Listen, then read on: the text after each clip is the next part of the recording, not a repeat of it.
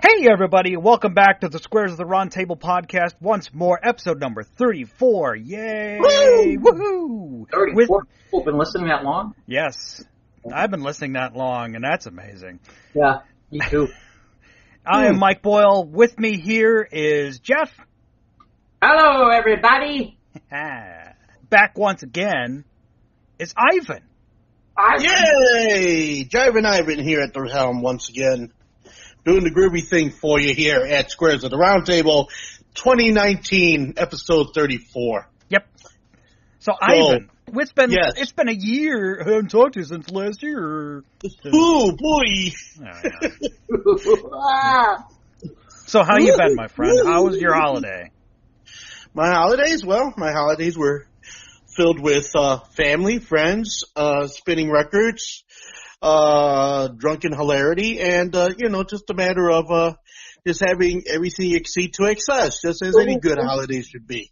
Ooh, I'll take drunken hilarity for 200, Ivan. Okay, drunken hilarity, which of course included, but not specific to, bottles of coquito consumed in large quantities, while smoking excess amounts of weed and falling backwards in a chair. Let's see. Trying to make my way on home back from a gig and not making it to the bathroom, therefore having to do things outside by the front doorway in the bushes. Nobody saw me. Let's see. Also, having to witness since last year the fights every other night from my neighbors downstairs, and of course last night, notwithstanding, utensils being thrown in the back corridor of the building, to such stringings of curse words, and of course, where are you, I'm going to kill you. Oh, neighbors squabbling. I got to hear more of this. All right, we need to elaborate more on the arguing neighbors. That's the perils of living in an apartment building. Yeah. I mean, because you got all these multiple personalities, and you can explain these situations when they're all in one person, but when you got a whole building going off when the moon is wherever it is, it's amazing how people just carry on. I mean, between the neighbors downstairs who are incessantly arguing with one another, and you can almost time it down to the hour as you know when they're going to start up. Because after 2 o'clock, and for whatever reason, the kid starts screaming, the woman yells at the top of her lungs, and the husband is sounding like he's throwing things in and around the apartment. After 2 o'clock? You mean after 2 a.m.? After 2 a.m. Wow. After 2 a.m. And then you hear the utensils flying around, and doors opening and closing and slamming and thudding and whatever else is going on. Then, of course, mixed in with the fragrances of whatever other part of the building, whoever is imbibing heavily and everything like that, leaving a green-laden smoke odor in the hallways, which, of course, you can't mistake at all. Then, of course, you also have the person who has the shower who decides they don't know how to use a shower curtain. Therefore, I experience, some noises up above my bathroom and, of course, leading down to my bathroom, which, of course, my mirror in my bathroom is not, okay, it's supposed to be set in the wall, but whoever set it outside of the wall, so the very top of the mirror, there's an open space. So I can actually hear what goes on in the apartment next to me. And I don't know if it's because the floors are thin between the second floor here and the first floor. And I can hear pretty much a lot of what goes on downstairs, which only goes to think that I got to watch how I play music or do whatever, in the late night hours. I mean, I'm considerate. I mean, I plug in after 10 p.m. and I don't make any noise during the night if I can help it, Yeah, so. You got a lot of kids in your building? Do I got a lot of kids in my building? Well, let me see. In my section of the building, no, not too many. Okay. I think there's maybe... Well, because school nights and all that, Yeah. And people got to work. Most people have day jobs. Yeah, well, also too, when you live where I live, whereas a lot of people are, either disabled or they got some kind of physical disability. And so yeah, we don't get a lot of kids. We get a lot of people who visit with kids, but we don't have a lot of people with kids living here because of that particular.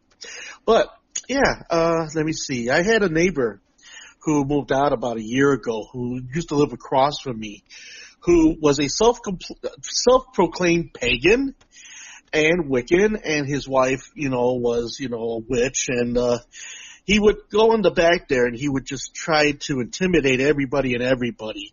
He would tell everybody that, not to leave the garbage out on the porch because the rats would come up and they'd eat the garbage and things like this. One time I came in through the back way and, of course, had the lovely opportunity to actually sit there and listen to him talk at me for about an hour, just going on and on and on and on. Like he was trying to make a stand with me, like, don't fuck with me. I'm a Wiccan. Don't fuck with me. I've got powers. Don't fuck with me. And I'm just like, dude, I know things. So you need to take 2 steps back and just, go back into your little apartment. Okay. Wait, what do you know? Huh? What do you know? You said you know things like magic? Oh, I know a few things. I'm studied. Yeah. In magic? What can you do? Yeah. Cast fireball? I wish I had that kind of power. No, in years past, I've had the opportunity to study books about, the occult and paganism and all of this other stuff and putting everything in its proper context. Plus also I had roommates who were into that more heavily than I was. And so, it kind of gave me a view as to what, the mindset of these types of people are all about. And so, I just kind of looked at them dead in the eye and I'm like, I know things. Ivan, you and I have a mutual friend who is a Wiccan. Now, there's a difference between a Wiccan and a pagan. Well, yes, of course there is. Yeah. There's Wait, stop. For those of us who don't know the difference, what is the difference? Okay, a Wiccan, if my memory serves me correctly. Are you really going to make me go look this up? It's our job to make Jeff Google stuff. Well, you know what? Why don't you do that? Go ahead. So that way we can properly put this in its context. But yes, it is true. Wiccans and pagans are 2 totally different things. Yeah, we were just talking about the pagans thanking Christian Bale for his role. That was the Satanists. Oh, Satan, that's right. Well, the pagans aren't pagans. Oh my goodness. No. No, wait a minute. See, pagans are not associated per se with the whole Satanistic sensibility. Because see, Satanists are what they are. They're Satanists.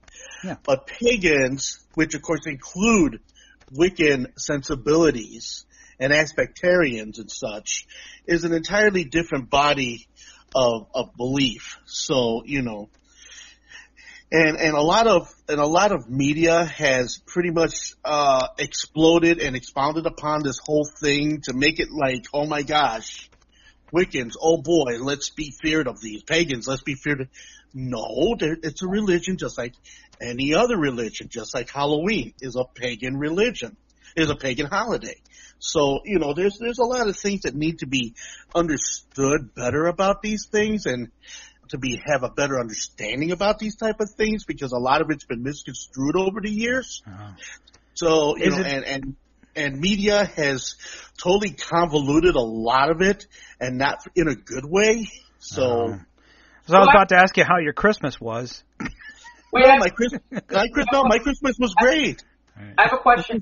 When the guy used to threaten you, would he go ooh, ee, ooh, ah, ah, ting, tang, wada, wada, bing, bang? Of course not. Okay, that whole incantation sensibility is a media created thing. I just thought it'd be funny. I thought I'd go for it. Let's see. Paganism is a term that covers a great number of spiritual and religious beliefs, and someone who follows one of these beliefs is known as a pagan. Those in ancient times are called pagans today. Right. There are not one god, but a number of gods or goddesses. I'm taking the very simple version. No, but it's true. But you're hitting on all the cylinders. Right. Okay. So Wicca. also termed pagan witchcraft. Right. Contemporary pagan new religious movement.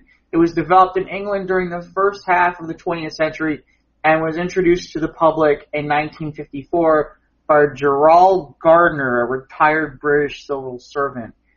So, okie dokie.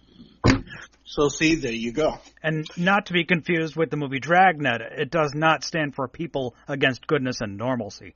Right, exactly. Anyway. But see, I'm glad you had a good holiday season, Ivan. Oh no, my holiday season was awesome. You know, do any nerdy things aside from going around the city spinning records all the time, which is not a bad thing. But you do any cool nerdy stuff? Well, outside of witnessing the marvel that is the Biscuits over at Logan Arcade, which they did a holiday song as part of their set during the holidays, which was really cool. It just still fascinates me how they do that, you know, with the animatronics and everything, which I just, you know, that I eat that kind of thing up because I'm always trying to figure out what's happening and how they do all that I think stuff. the whole Five Nights at Freddy's has spurred this kind of creepy Chuck E. Cheese's kind of... Well, yeah, I mean, again, see, this is what I mean, you know, good example. I mean, Wiccans, pagans, and, of course, now, you know, Five Nights at Freddy's, you know, now it's giving this awful, you know, crazy, scary slant about animatronic animals and things like that. And it's just like, people, you know what, it's somebody's brainchild and they decided to go ahead and wire it up and make it so, and oh my gosh, Chuck E. Cheese, he's alive, he can sing, he can dance, he can do all this shit, you know, and you're just like, okay, yeah, no problem, folks. But now they went over the top and they kill and they maim and they bite and they do all this other crazy shit, you know, which I'm like, people, you know, leave a good thing. Come on, you know that at some point in the 80s somebody sat there and said, this could be amusing as some sort of horror film or horror flick. Well, you know, the actual first animatronic horror sensibility was in Barbarella. Did you know that? No. Yeah, if you watch Jane Fonda's Barbarella movie, there's a scene in the movie where she gets eaten or chewed on by these mechanical dolls with razor sharp teeth. Now, you want creepy. Now, that's creepy. I mean, let's not say that Jane Fonda looks great because she's nude halfway through the movie, but yeah, I could get past the creepy person eating dolls just to get to all the more fleshier things. And of course, Barbarella is also seems to have had a resurrection of sorts in the comic book world again. And let me see. Also, what else have I saw that we got resurrected as of late? Oh, I heard that in 2019 we're going to get a reboot of the Twilight Zone. Yeah, we're doing the Twilight Zone movie or a series or what? A series. Okay, that's cool. An actual series. Yeah, they got some award-winning director doing it now, and I guess they're booting up a whole new bunch of stuff as well as some of the old stories with the new series. Yeah. Did you see any movies? Do any cool stuff? Watch any shows? Well, I've been, like I said, I've been so busy with, ripping and running with family and everything like that. I mean, I did pick up a copy of Wacko's Wish for a couple of bucks at Bric-a-Brac, and first time I had ever seen that, and that was hysterical. What is Wacko's Wish? Is that from Animaniacs? Yes, it is. Okay. It's so funny. It is so good. But then, of course, I love the Animaniacs. So yeah, it was neat because I had gone to Bric-a-Brac on a lark one afternoon, and I looked and they had like the $1 and $2 VHS section. And you know me, just into that kind of thing. So I geeked out and I brought a few of the VHSs home and I popped it in, and it was really good. I was very satisfied with it, and so it was funny. It was good to see all the characters from that groundbreaking animated series, from Spielberg. I mean, that's coming back. Is it now? Yeah, they're going to do new episodes. It's going to be Hulu, and I can't remember. I think it's next year. Okay. Well, I hope they give more time to Minerva Minx, because I think she got shorted the first time around pretty much. But then again, for the 1990s, a lot of it was really racy and kind of just underneath the wire for a lot of it. I think it just kind of pushed the boundaries, But that's what made it so good, though.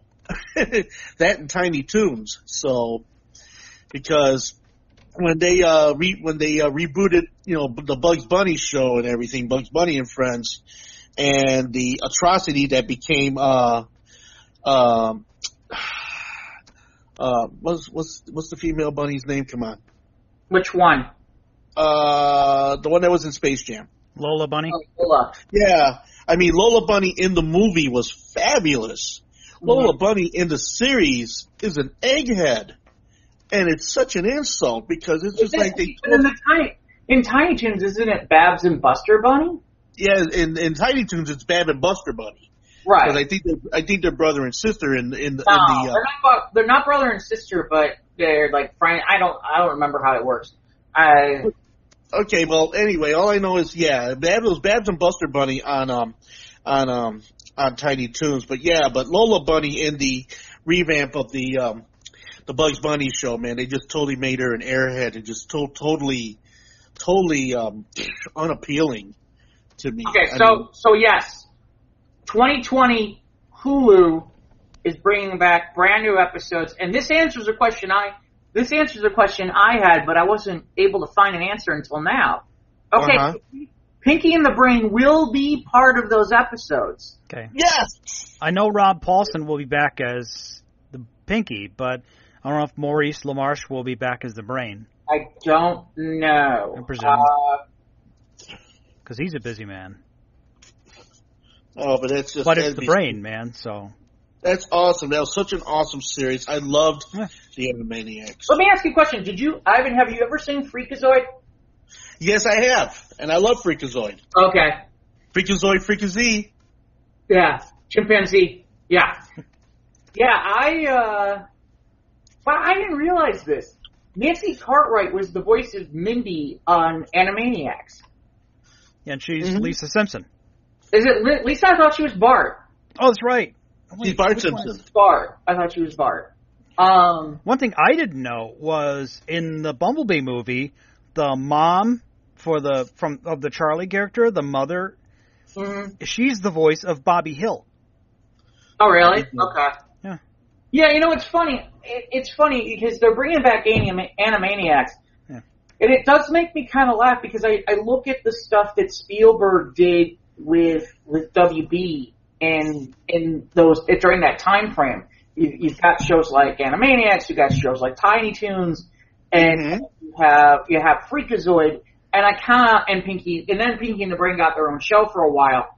And I always kind of sit there and think about why haven't we seen some of these others kind of come back? They were good. I think Freakazoid, because I think the reason on Freakazoid is that supposedly there's a comic book character that's very similar to him in look and style that I can't remember who it is.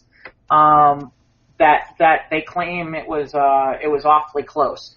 But Tiny Toons, I don't understand. It doesn't even make sense to me why there isn't a new Tiny Toons show. But I think because what happened was back in the 90s, he was confronted by a lot of people who were kind of hard on the whole censorship situation back in the 90s. And you had Slappy Squirrel, you had the pigeons with the heavy, Bronx accent and that type of sensibility going on. You also had Minerva Minx, which was overtly sexual and such, and and they pushed the envelope on a lot of it, and I guess they pissed off a lot of people. Did they? To the point, go ahead and Google it. Yeah, they pissed off a lot of people, and it ended up being a situation where it was like Spielberg just finally said, you know what? That people making a whole lot, much ado about nothing. So it's like it's strange because and yet you hear people who grew up on those shows or were in college at that time where it was like, okay, you'd find one of these shows and be like, oh, this is freaking great. Yeah. And everybody's like, well, why are these shows gone? Or why did these shows not last? Or why didn't this happen? Or why haven't revisions? Because in the 1990s, remember, there were several different what am I looking for? Several different, I guess, coalitions who kind of were giving network a bunch of, bullshit about, hey, I mean, we get it, as adults what the humor is all about, but, are the kids absorbing all of this type of adult humor that you're putting in these cartoons? Yeah, this was in the late 90s before all the kids were on the internet with their phones. Television was still a stalwart, and it was still part of kids viewing. It was all still part of the large entertainment sensibility of what was going on. But, so I guess after enough heat happened and a lot of different things started taking place and all of these people were just complaining and everything like that. And I think there was in 93 there was an order passed, and I think in 96 where they started to take more violence out of the cartoons to the point of absurdity. I'd have to look and see about 96. I do know what you're talking about, which was there is an organization that championed more friendly, more education. But they were trying to go for the more, education friendly, the more, less violence, more learn something from, let's learn a lesson from these cartoons. Well, but here's the music, because I remember this, and the reason I remember this is because Fox tried to claim that the X-Men was a show about being able to accept people in diversity. You're right. I'm not kidding, Ivan, they really came out with a statement where they came out and said that, and we're all like, it's true, but that's a load of shit. Okay. Yeah, but what do you expect from Rupert Murdoch? I mean, come on now. Well, I mean, the other thing was it was like one of the more popular shows they had. I mean, it's not like you're going to get rid of the X-Men. But yeah, or you're not getting rid of Batman, and you're not getting rid of Spider-Man. No, you're not. Because that's their cash cow. Why would they want to give away their cash cow? Come on. Yeah, because some of it's funny you say there's controversy on these shows, because the irony is that shows like Animaniacs and Freakazoid were born really out of that whole fight, which is they are more educational than, say, some of the stuff that was out there. Yeah, there's no question. I wonder how much of it is there. I mean, there is this mentality in animation in which, really, in reality, you make a few seasons. It's a pain in the butt. It's costly. You make a few seasons, you make your money, and then you kind of put it out there, and that's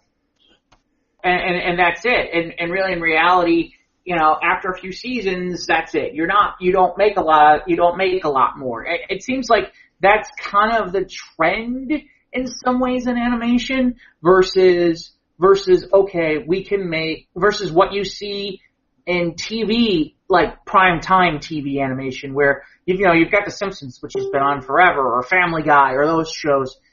But I think a lot of that is also driven by the power of the money that's behind it. Like if the station is hooked up with the actual studio that's putting out the product, I think they're more prone to stand behind their product than one that was just outsourced and then accepted in a network. Well, but keep in mind, at some point, I believe, like Freakazoid wasn't Fox. Freakazoid was the WB network when WB had a network before it moved with CW. So that was its own animal. So that was the kind of its own thing. So a lot of stuff that you were getting on the WB Cartoon Network was kind of, I mean, there was a few things that weren't, like obviously Yu-Gi-Oh! Wasn't, and there were a few other things like that, but if you were getting superhero stuff, or you were getting the Animaniacs, or you were getting, Tiny Toons, or you were getting Freakazoid, or shows like that, those were, you get the point. I just think it's interesting. Like I said, I'm curious, especially with them bringing it back to Hulu, and now WB is talking about creating their own over-the-top service, much like Disney, that they're going to launch. Well, do you think that, because now that they're going to be bringing those type of things out of the WB, don't you think the WB would want to feature its own product on its own? Well, that's what I mean. I'm curious. Well, by the WB, you mean Warner Brothers. Yeah. Right. Warner Brothers is going to do an over-the-top model on essentially just kind of like what Disney's going to do with Disney Plus. So I'm curious to see, that opens the door for a lot of cartoons and things. And it's interesting, Mike, because here's what I haven't seen from Disney Plus is, and I don't know if maybe you've seen it. I haven't seen anything. Everything that I've heard talked about in terms of new content is stuff that's more adult driven. I'm kind of surprised we're not seeing more stuff that's kid driven. Well, I'm sure Disney Play will have their other archives of all the Disney shows, especially the live action stuff, and of course the Disney animated films and features. But original content. All we've heard about is The Mandalorian, this new Star Wars series. I think it's already airing. Not yet. No, they're not out yet. The new Star Wars series is not. That's new animated series. Oh, that animated Resistance, series. Isn't it? Is that I don't know where that's at. I don't know what network or where that's at. I think it's on Disney XD, same as Rebels. Okay.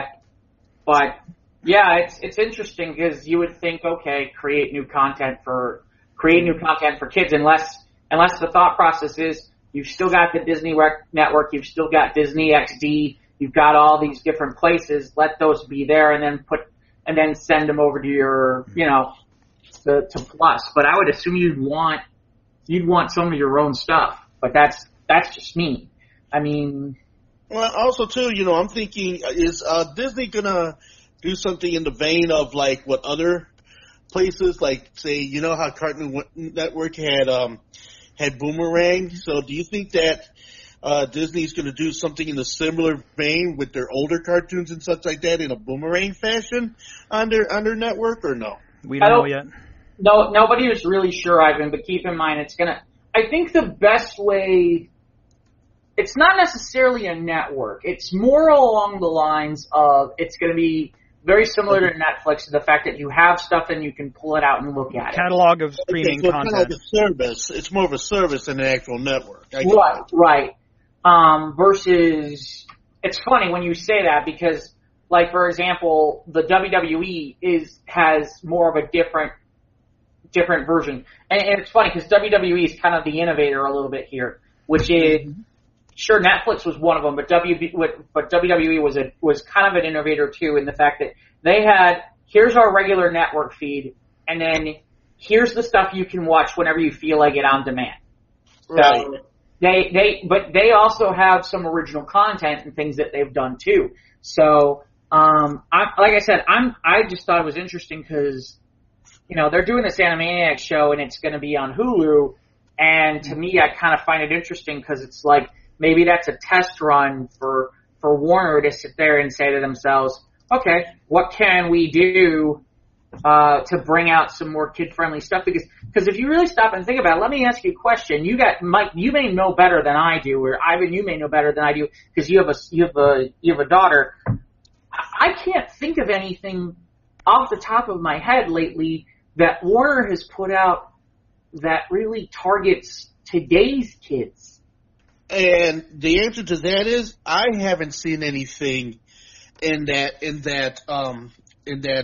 demographic as far as that type of presentations. Not for not for a long time. I mean, I know that.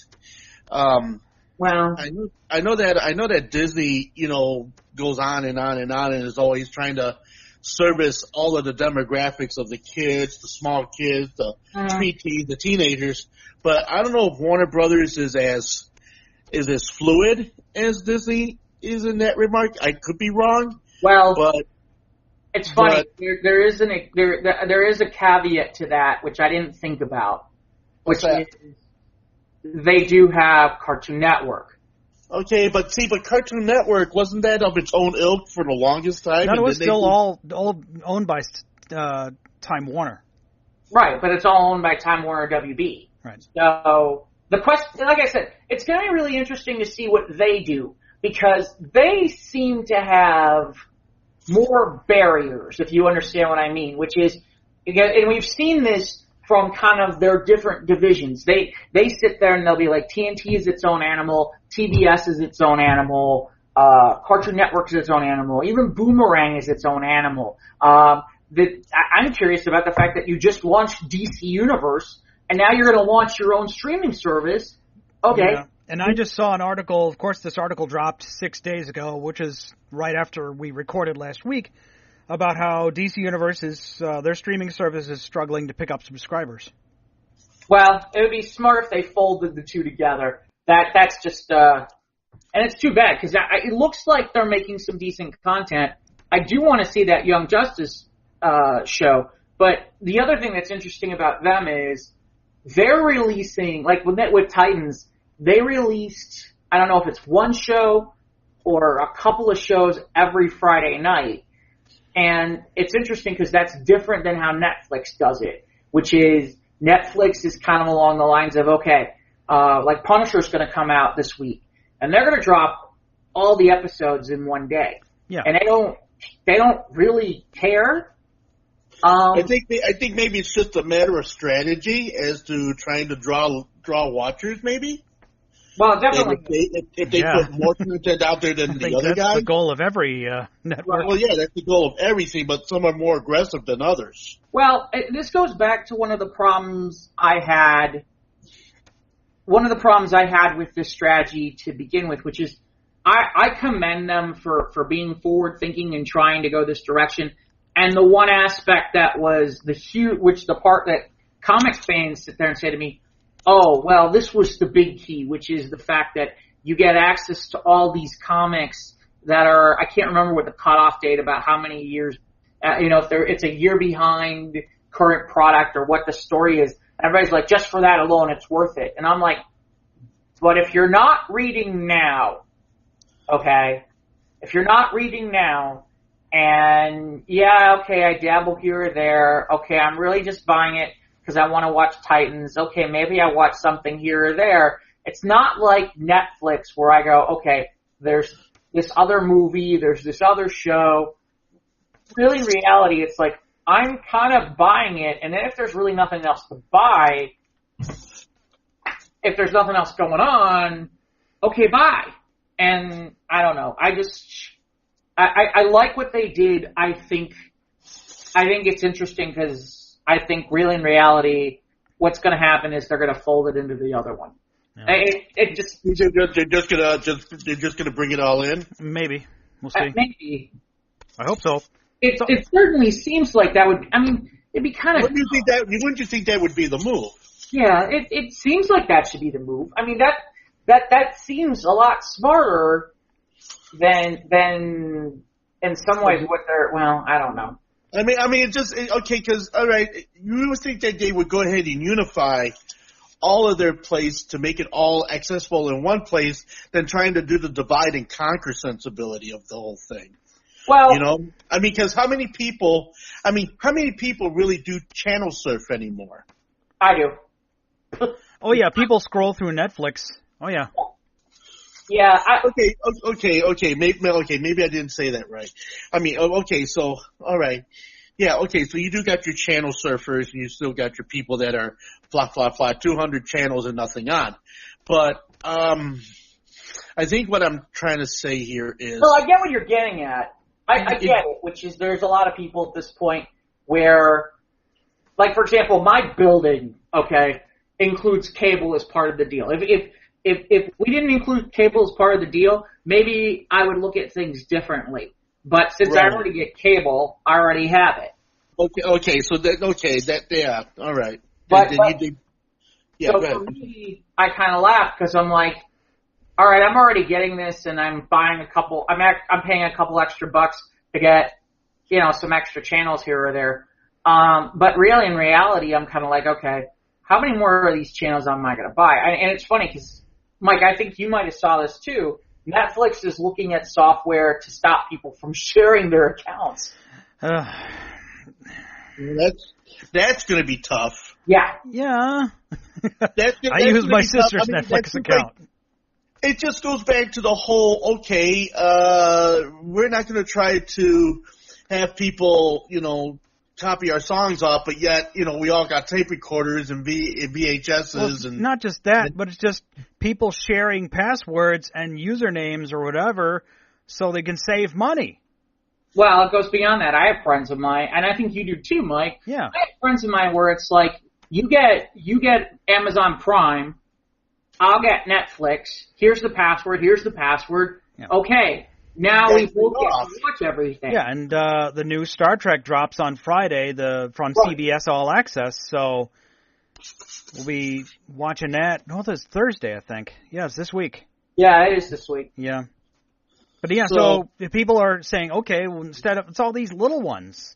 It's all these little streaming services. Everyone and their brother has their own streaming service, and it's instead of it's frustrating. For millennials who have grown up with this, and they kind of have. Well, millennials grew up with cable and maybe Netflix. That's it. Well, but they're coming up with this mentality of, I can ditch cable, okay? I can ditch cable entirely, and I can basically watch everything online that I want to watch online. Right. I don't have to pay for cable. If I pay for HBO separately, and I pay for... Because think about what cable costs these days. It's still $100-something. The only thing I can't figure out is, considering the fact that all of these cable packages are cheaper when you bundle, I don't understand why everybody doesn't have cable still. Well, okay, and I think what happens is that in the initial startup to those programs, a lot of people don't bother with the fine print. And then they find out that after a year, it goes up. It goes up. Yeah, you get introductory rates. Yeah. Right. So you get the introductory rate, and then after a year, you find that you get the bill in the mail, and you're like, how come it now went from $19.99 a month to $59.99 a month? And then you look at your contract, and you're like, oh, because I bundled all this stuff into it, and I didn't look at when this thing was going to do it. You got some people that actually wait until like the 11th month, and then they cancel their insurance, and then they cancel their cable, and then they just start all over again. Some people, yeah. Yeah. Well, It's funny because like for me, and I know Ivan, I'm not sure as much because I know you kind of dabble sports, but for someone like Mike and I, if you don't have cable, you don't get to watch sports. I mean, you can it's funny, you can kind of watch sports through the internet, but the thing is, you don't get the intimate and large reaching sensibilities of it than you would. I think NBC was running, like, I was at work Saturday afternoon, and I think NBC was live streaming their broadcast of one of the football games Saturday. Okay. Well, I mean, the point I'm getting at is, these like the NFL, like you can buy a package for the internet where you can watch the NFL and you can watch all the games, and you can do it with Major League Baseball and that stuff. But here's the thing. You are now buying all those things a la carte. And I don't know what, and then it comes back to, all right, now in fairness to some people, it's like, oh, I don't need to watch all of them. And in fairness, they're right. As bad as the Bulls are playing, I don't want to watch the NBA. Yeah, but this is January, and this is the season between Black Friday and the end of January is the season where everyone buys new TVs. Yeah. To have the big game party at their house. Right. And that's the hook that always brings you back. Yeah. And that's part of it too, is not just the big game, but well, that, and it's winter too. No one wants to go outside. Yeah. So everyone's sitting inside watching, under the blankets, watching TV. Right. I mean, for those of us, depending on where you're living when you're listening to this, For those of us in Chicago, so far it's been kind of mild. We're about to hit what we know is winter. We got a couple inches up here Saturday. Right, and now I'm understanding next weekend it looks like we're going to get a buttload, and then it's going to start getting, to that point where it's like it gets cold enough where you're like, am I wearing pants? It's like driving home from work in December at night. It's like, let's hear those sleigh bells jingling, ring, all the lights, flinking lights and flashing and snowmen and Santas. And driving home from work at night in January is blackness. Yes. Man, it's not pretty anymore. No, winter isn't pretty anymore. And then the picture postcard effect has faded away. I'm such a drag. Oh, yeah, speaking of which, Jeff, how was your weekend? Yeah. We're 40 minutes in. Hey, Jeff, how was your day? No, it's okay. Because this happens, and that's fine. It was funny because we sometimes I'm good with the fact that we kind of skedaddle in different directions. We skedaddle. Yeah, we move in different directions. Like before we started the show, where we were having this discussion. We were talking about who was it versus the Ewoks. I don't remember. Ewoks versus the Oompa Loompas. But yeah. Anyway, so how was your week, Jeff? It was fine until I had to watch the Colts game. Oh my God! I had to turn off the Pats Chargers game after the first half. I was disgusted. This was a bad football weekend. I mean, this was just. It's like there was no upsets. The games weren't close. Everybody who was like a top seed won, and most of them won like going away. Yeah, handily. So it was like, and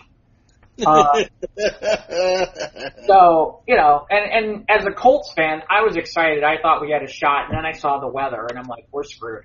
Because don't get me wrong, I love the Colts, but because they play, even though they dome stadium, they play in a dome stadium, it's like, we're pussified. We're screwed. I'm like, all right, can't be that bad. Yep, it's gonna be that bad. Okay. And then I don't even know what happened. Did Cody Parkey dress up like Adam Vinatieri and show up? What was that about?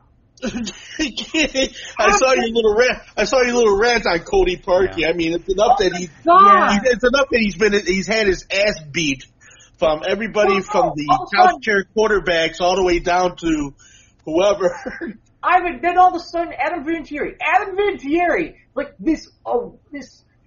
multiple time Super Bowl winner, guy who's kicked clutch field goals to win games, never, he kicks the ball and usually it's, the odds of him missing are, nothing. And the next thing I know, it's like, why did the ball go not through? And then, on an extra point, why did the ball go not through?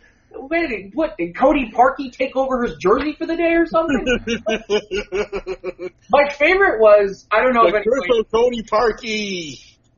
Come on now, an eagle tipped that ball, so it's not all him. Hey, we need to talk about that, too. We need to talk about that too, for a second. But real fast, it was really funny because ironically, same announce crew for the Cody Parkey thing, for 2 Adam Vinatieri misses, and they said, well, maybe it's us.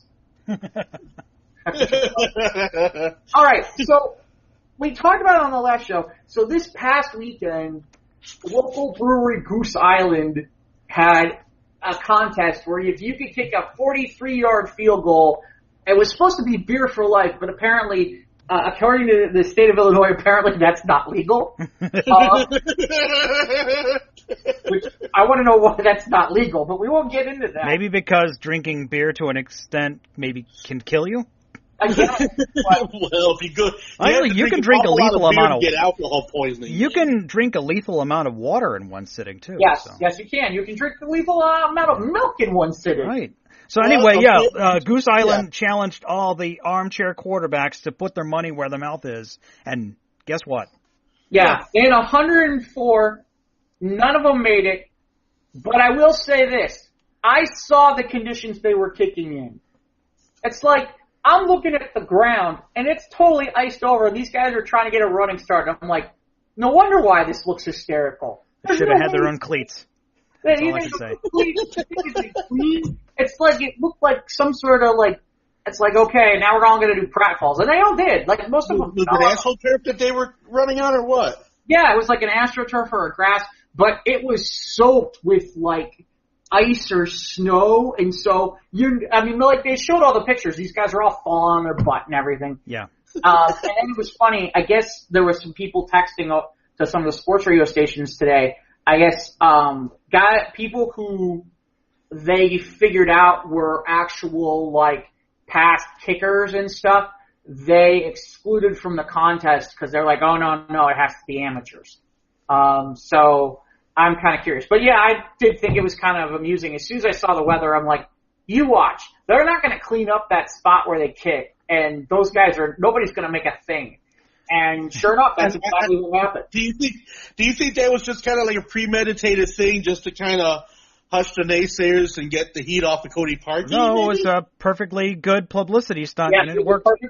Every station in town covered that, and okay. it was all over Facebook. Yep. On Saturday. I mean, they were showing guys just falling on their butt, all kinds of stuff. I mean, this reminds me of the time when the Mir space station was going to crash, and Taco Bell put a bullseye in the ocean. And if the Mir crashed into the bullseye, everyone would win a taco. Oh my God! But obviously it didn't. It seems a bit crude. Yeah. Yeah, I mean, now marketing is crazy. They do all kinds of crazy stuff now. All that young people in the marketing and sales saying, "Hey, let's going to make this viral." Yeah. Yeah. So your football weekend was send out into the net. Your football weekend was less than stellar. And I tell you, at this point, if the Pats are in the Super Bowl again, I won't watch. I will watch. I'm very much hoping that they lose, though, because I really don't want to hear about it for a while. But, I'll probably watch. I didn't watch last year, which is ironic, because last year it was a good game, of course. First time in years. I will tell you, as a Colts fan and a Bears fan, you'd think that having both teams in at the same time would be a good thing. That was the most miserable Super Bowl I've ever watched. And it was miserable because I didn't want anybody to lose. You were torn in the division. You were torn. Right, because I'm sitting there going, I don't want them to lose, and I don't want them to lose either. That's when I realized I have to have somebody I don't like that's playing my team. It can't be them against them. Then it's bad. Then it doesn't work. It's just big shit show because you're like, fuck, I can't decide who I want to win. Well, it's like, and they did well, and they did poorly. And I was so miserable. That would make anybody crazy. It was 4 hours of misery. It really was. I was like, this is the worst Super Bowl ever. How is it the worst Super Bowl ever? And all of my teams are in it. Well, at least did the halftime show give you any relief, or was it a shit show too? I can't remember what halftime show that was. Hold on, I should. It must have been unmemorable if you didn't remember it. Wait, could that have been the? No, I don't think it was. No, that wasn't. What is it? 2006. 2006, right? Oh, you're talking about the wardrobe malfunction? No, that was earlier. Now I know why I don't remember. It was the Rolling Stones. Ah, okay. That was, I think, 2 or 3 years after the Janet Jackson thing. So they were in there, we must find somebody safe at all times. They went back to, so let's get those Rolling Stones up there. Yeah. We got to make sure that they got rubbers at the bottom of their walkers and shit. Yeah, it was like Paul McCartney and all those guys. It was Start me up! Yeah. Maybe we'll get the Rolling Stones back for the Super Bowl again this year. Then might be better than what they got planned. No, they announced the Super Bowl halftime. Yeah, I don't know. I don't even remember who it was. I don't care. Hold on, I'll tell you. Yeah. Of course. I'll tell you who it is. Hold on, I'll get there. He will elucidate for you, my friend there, Mike. Okay. That's what he actually, I know who one of them is. Who? Maroon 5, which I'm happy about. I like Maroon 5. Okay. I'm a fan. I like them. And then it's Maroon 5, Big Boy, and Travis Scott. Big Boy. Big Boy. The burger restaurant? No, Big Boy, as in the other half of Outkast. No, the reason why the name lit up a light in my head was that Big Boy is currently also doing voiceovers for an owl cartoon. Currently, he's also got a sanctuary, and he's got 2 owls, and he's kind of what's a word for the people who appreciate birds? Ornithologist? Oh, sure, I'll go with that. So, okay. Yeah, I can't answer that one. I'm going to leave that alone. Bird people. People from the Audubon Society. There we go. Okay. Sorry, brain. I don't know. Yeah. I don't know Travis Scott. I guess he's rap, and you'd think this is why I know I'm getting old, when I don't know somebody in rap and I don't recognize the name. No, but I know Big Boy. But I know Big Boy. I like Outkast. I wonder if that. Oh, you know what? Watch. They'll get Andre 3000 to come out, and they'll do some Outkast. Oh shit! Now that would make for a show. Well, they said the same thing when Beyonce was going to be the Super Bowl halftime show, and they were going to reunite the Destiny's Child. Yes, thank you, Destiny's Child. I had a brain fart. No, that didn't happen. With brain fart. Speaking of brain farts, I had a good weekend too. Beyonce. What, Destiny's Child? Yeah, so I think they did that. So, Mike, your weekend, what did you have? It's got to be better than mine. Mine was I was stuck most of the weekend, and I watched football, and I was pissed. Got the rest of the Christmas stuff down. That's done. Glad that's over. It's finished. Ready for next year. Finally saw Aquaman. Yeah. That was awesome. I liked it. Okay. Okay. Good. Sounds like you liked it better than I did. Okay. Oh, I can see where some people might say that some of the CG battle scenes might have been a little bit too over the top, but I like the spectacle. It was a good action film, good hero film. I like Jason Momoa. He's a good leading cast. He's a good standalone hero. I like Nicole Kidman as the mom. I liked Amber Heard as Mira. It was good. I liked it. It was cool. I liked Black Manta. He was a cool villain. Yeah. No, lots of cool stuff happened. That was pretty much my evening. It's like, yeah, cool stuff happened. Groovy. But sometimes, I don't know, just like on more than one occasion, maybe at the beginning of the film, maybe it's trying to bog down with the exposition. There's like this one meeting, like at this ruins down the sea. And because they're Atlanteans or whatever you want to call them, they talk normally underwater. So, you see the hair still moves like they're underwater. But they talk normally underwater. They have to have that. Because there's that one scene in Justice League where Aquaman had to talk to somebody after Steppenwolf stole one of the mother boxes. So they created an air bubble so they could talk. And then he left after like 2 minutes of exposition or whatever, and that was it. But they're like, no, they were smart, just saying, no, they can't have that. So we just let them talk normally underwater. And you kind of even expounded upon that, like when Willem Dafoe, as the mentor, was teaching young Arthur how to be, like he had all his powers, and say, "Oh, I can talk underwater." So they kind of did that. But there was more than one scene where they had just like there was some exposition, and all of a sudden, boom, there's explosion. Oh, you were back in the action. Here we are again. Right, and I think that's like I said to you last week when I said I saw it. I thought there were sections that I thought were like, I think this is long and this wasn't. This section might not have been needed, or this section might not have been needed. But it's interesting because I remember after Justice League, James Wan came out and said, yeah, that's not what it's going to look like when they talk in Aquaman. Yeah. And matter of fact, he specifically came out and said, no, that's not what it's going to look like. They can't just create air bubbles every time they want to talk underwater. Because they live underwater. They have to be able to communicate underwater. It makes sense. But I liked it. It was cool. I'd say about 4.5 out of 5 Yam-Mans. I can't really find a reason to hate it. Solid. Wow. I can't really find a reason to hate it. Really. Yeah, I gave it a, what did I give it? I think I gave it a 3 or 3.5. Yeah, that's fine. I was less enamored than Mike. I think part of it was too, you see what I was talking about though now, where they keep talking about him needing to become a hero, and I'm like, but he just saved the whole goddamn world from Steppenwolf in Justice League. Yeah. They made a point of it saying, you defeated Steppenwolf, and now Atlantis needs a king. Like, no, I ain't nobody. Yeah, and they're like, we need a hero. Well, he already was a hero. He saved the world. They're like, yeah, but you didn't save the sea. Well, and he's done some heroic stuff by protecting that one town all the time from, because his dad was the lighthouse man. Yeah. And saving people at this town. You bring, it's like in Justice League, you said, you bring the people fish. Yeah. What Bruce Wayne was talking about. But anyway, I liked it. Jason Momoa is cool. Well, I just thought that was interesting to see how much disconnect there was in sections from Justice League. I don't understand why.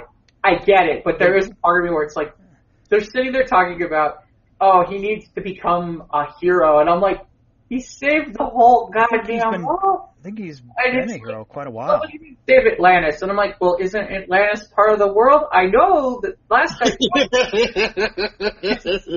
See, I didn't guess it. Last I checked. He's in his own. Arthur's doing his own thing in this town, helping the people that he knows, and the dad, he's with his dad. Yeah. And meanwhile, he gets his training from Willem Dafoe. For the life of me, I can't remember the name of the character. I liked Ocean Master, too. He was cool. Yeah, that was good. Like I said, I thought they did well. They did a fine job. It's made $1 billion now. I thought it was long. The only thing was, like I said, I just had this problem where I'm like, he needs you to be a hero, but he's already been a hero. He already is a hero. And I had this conversation with other people. They're like, but he wasn't a hero to see. I thought the sea was part of the planet. Well, he's the king of the whole. Now he's the king of the sea. Not to be confused with. Yeah, with chicken of the sea.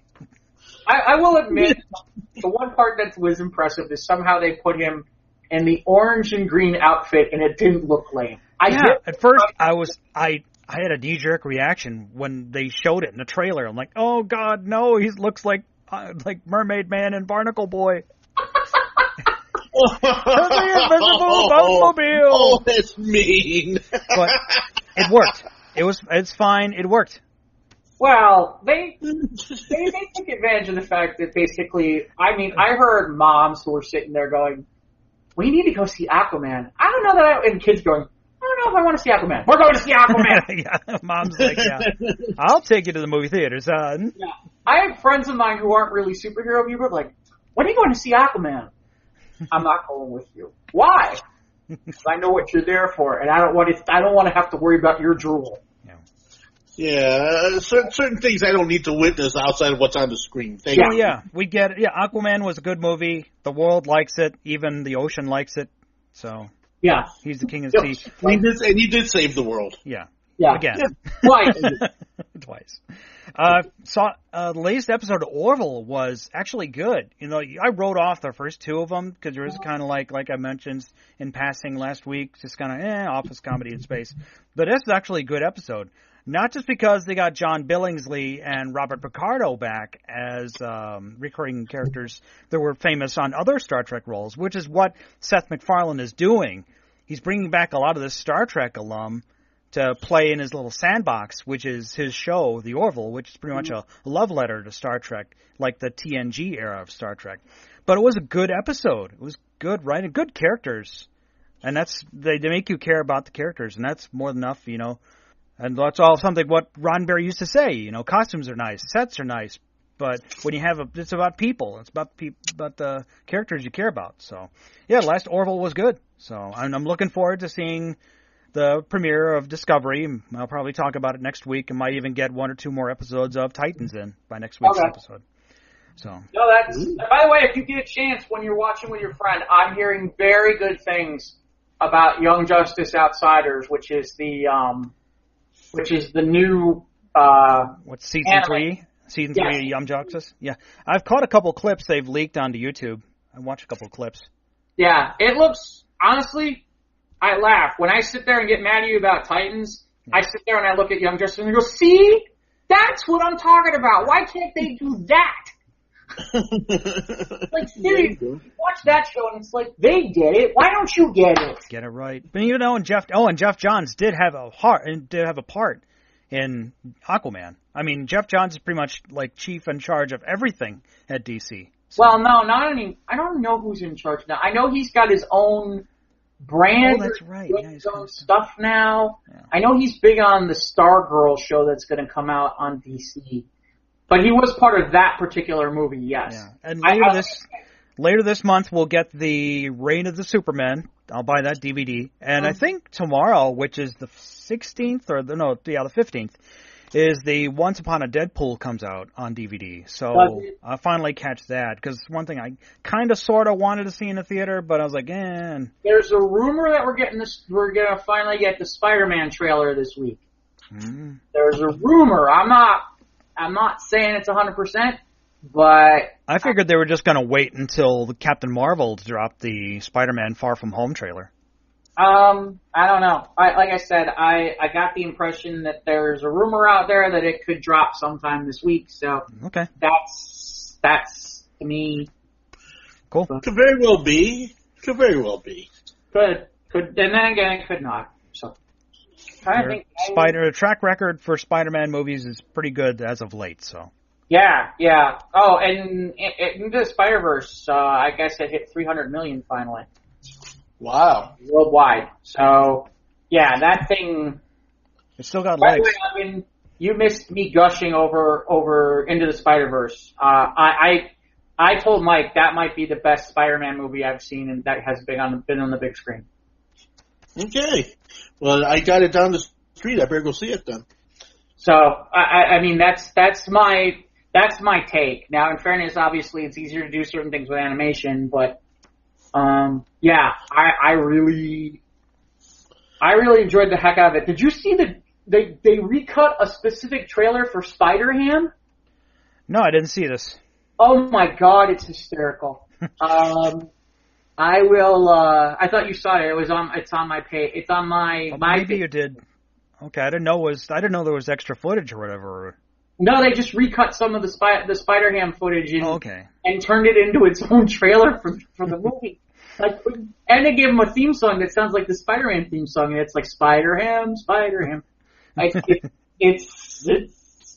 I mean, like, if you wanted a Spider-Ham show, this is the closest thing you're going to get. Yeah. But, and as long as we're on, like, spin-offs and all that, I guess Star Trek is getting another show. I mean, we know that end of the year, early next year, we're going to get the Picard series. It takes place in the Kelvin timeline, which a lot of people are not happy about. But it also, we're getting a Star Trek series with Michelle Yeoh, who was Captain Georgiou on the first season of Star Trek Discovery. Her evil universe counterpart is stuck in this universe. So I guess she's going to tie in and get her own series. It's going to deal with like the dark web of the Federation, pretty much. What you used to call, I don't know if you're familiar with Section 31. Yeah, I remember that. They touched upon it in DS9 and Enterprise. Pretty much their Black Ops part of the Federation, where, like, you know, Starfleet is not all sunshine and rainbows. Wonderful utopia, where they touched a lot about that on DS9. But anyway, yeah, so she's getting her own show. So I just think this would be a good topic to discuss about favorite spin-off, where you've got shows, and then you got a show that spun off of it that you liked better than the original. Mm. Can you think of anything, Ivan, that would fall into that category? You guys go ahead. I'll have to give this some thought. Okay. The one that immediately comes to mind for me is that Frasier spun off from Cheers. That is true. So that's when it comes to me. The other obvious one would be the Jeffersons from All in the Family. That's another direction. If you want to be technical, the Simpsons spun off from Tracy Ullman. Right. But that's I'd say more of a springboard. Right. That's not exactly what you're looking for. Yeah. Because it was only on the last maybe 5 minutes of the actual show, so No, I can't. I'm drawing a blank, guys. I'm sorry. No, it's okay. It's funny. Rolling Stone, here's from 2015, a list of some of their favorite spin-offs from other shows. Just as something that can help us. And that's the only reason I'm bringing it up. Because there's obviously things we're not thinking about. And well, technically, every Star Trek that followed the original series is a spin-off. Right. Some are better than others. So. I grew up watching Star Trek the Animated Series, but I'd say my favorite Star Trek series was TNG, or the Star Trek Next Generation for Ivan. But duh. Well, this is interesting. They count The Flash as a spin-off show from Arrow because that started originally on CW. Yeah, they started that. Oh, duh. Okay, so we totally missed the obvious one. What's like the longest running TV drama on television right now? Is that The Young and the Restless or General Hospital? Prime time. Primetime longest running drama. Think Ice-T. Oh, of course, yeah. Law and Order. Yeah, so many spin-offs from Law and Order. And then it's funny, now that I'm thinking about it, NCIS is a spin-off from Jag, right? And then, well, they mentioned Angel from Buffy. You know, Angel was a better show than Buffy sometimes. A Different World. Okay, from The Cosby Show. Yeah. Yeah, they do mention Next Generation. I'm just throwing names out so I can... Yeah, just reminders. Yeah, Mork and Mindy. Yeah. Yeah, Mork and Mindy was spun off because he had... Right. Let me tell you the story about that because I watched the Robin Williams documentary. Is that Gary Marshall's son was watching Happy Days, but then he stopped watching Happy Days. And Gary says, "Why aren't you watching Happy Days?" Because I just saw Star Wars. And so Gary Marshall goes back to the producers and says, "We need a spaceman on Happy Days." And then all the writers and producers, they rolled their eyes. It's like, okay, we'll do a one-off episode. We'll put an alien. And they found this one guy doing stand-up, and he got his big break. And it was enough to create a series. And so then Mork and Mindy it took off on its own thing. Yeah.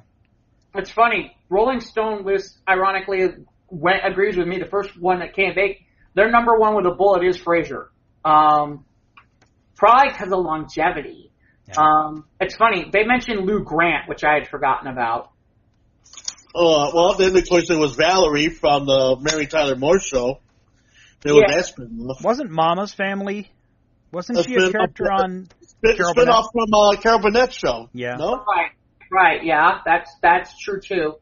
That's funny, because immediately when you started this, Mike, I'm like, okay, science fiction shows or shows like that, just like they list one here, I didn't even realize this, that Trapper John M.D. was... Yep, that's right, from MASH. Spin-off from MASH. Yep. Right, I didn't realize that was the same character. I never knew that. Oh, yeah, I knew that. Oh, yeah. I didn't realize that at all. Wow. Daria. This week. Daria came from Beavis and Butthead. Yeah, Daria from Beavis and Butthead. That makes sense, too. That's cool. There's Facts of Life. From... Facts of Life was... Different Strokes. Yeah, because she was the maid on Different Strokes. That's right, from Different Strokes. See, I didn't know she was the same character from Different Strokes. Oh, yeah. Charlotte Rae? Yeah. I didn't know she was the same character on Different Strokes, and then she went off and did her Facts of Life show. I didn't know this. Oh, no, yeah, that's the same character. Okay. Mm-hmm. They mentioned Bionic Woman, which makes sense. Yeah, from Which Bionic spun Man. off from the Bionic Man. The $1 Million Man, yeah. The $1 Million Man, yeah. Let's see. Better Call Saul is a spin-off. Yeah, from Breaking Bad, yeah. Yeah, Colbert Report, technically. Good Times is a spin-off, but I can't remember of what. Xena. Yeah, from Hercules, yeah. Hercules, yeah. Xena. It's funny when you did that, I knew exactly what you meant. I know. Jeff Stein as Lucy Lawless as Xena. Dun, dun, dun, dun, dun, dun. Dun, dun, dun, dun. My favorite character on the show was Salmonius. Always looking for the fastest dinar. Yeah. Bruce Boxleitner was good on that show. Not Bruce Boxleitner, Bruce Campbell. Bruce Campbell's on that show. Oh, yeah, he had a recurring role, too. Yeah, he was on both shows. Yeah, I miss Kevin Sorbo's Hercules. That was good. I used to like that show. I have, right behind me here, I have a Hercules action figure still on the card hanging on the wall. Really? Okay. It's kind of been a joke from Mystery Science Theater, but it's the Kevin Sorbo head, but it's just totally buff. Just like demonstrably buff, but it's funny, so. I had forgotten that The Practice has technically 2 spin-offs from it. Boston Legal with Denny Crane! and then you had Boston Public, which was the show about school teachers. Was that the one with, which one was the show with Shatner in it? Boston Legal. Denny Crane! Boston Legal. I'm Boston Legal. In fact, that's currently running on Ion Television. Yeah. Denny Crane might be one of the best underrated characters on the history of television. I'm serious. Denny Crane might be one of my all-time favorite characters, just for pure shits and giggles. Because some of the stuff that he talks about and says, it's like they just let him be Shatner and do his own goddamn thing. And whatever he said, it was just keep rolling. I liked the Ropers. I was a little too young to understand. I also saw Shatner in a role in a show called Private Eyes too. I don't remember. Yeah, there's an Ion show, and it's called Private Eyes, and William Shatner played this crooked lawyer guy. He was like on the take and everything. So I forgot about Joni Loves Chachi. Yeah, Joni Loves Chachi. I didn't care for Joni Loves Chachi. Yeah, most people have forgotten Joni Loves Chachi. As they should. Yeah, it was pretty abysmal. As they should. But I like the Ropers. Now, were you a Ropers or a Mr. Furley guy on Three's Company? Oh, that's rough. That's tough because both had certain things, but I kind of go with the Norman Fell Roper's character than Mr. Furley, because I mean, don't get me wrong. I mean, they both have redeeming qualities, but it's just, I don't know. Norman Fell. I mean, they just kind of really heated things up. The arguments between. Yeah, the Ropers had a more of a dry humor, where Mr. Roper had more of a physical comedy. He was a little more. Exactly. It was funny. I was watching. I guess Joyce DeWitt worked with them and did some sort of unauthorized, fictionalized, unauthorized Three's Company thing, and it was funny because there's the one scene where the producers are sitting there talking around going, we could really use a Don Knotts kind of guy, and somebody goes, well, why don't we just ask Don Knotts? Yeah. It was pretty funny. Hey, Ivan, I have a question for you. This might be something you might know, and I'm not trying to say this because you're old, but you are. No. It's okay. Andy Griffith is a spin-off of the Danny Thomas Show? Yes, it is. Okay. Yes, it is. Because Danny Thomas, he had his own show. And then Andy Griffith, did some guest shots on the Danny Thomas Show, which then spawned off, the Andy Griffith Show, which then also spawned off Gomer Pyle and Gomer Pyle USMC. Yes, right. Okay. Gomer Pyle came from Andy Griffith. And it all came from Andy Griffith. It's just like, let's see. The Jackie Gleason Show was on before the Honeymooners had their own show, but that wasn't technically a spin-off. That was just like a skit from his sketch comedy. That was because all the skits were done on the Jackie Gleason Show, and then later on spawned the whole idea of actually doing the 39 original episodes. Doing a 30-minute show of just this skit. Right. Yeah. So, here's the amusing part. You know what show we didn't name and we talked about it earlier in the show that's a spin-off? What? Pinky and the Brain. Well, okay. There's so many cartoon spin-offs.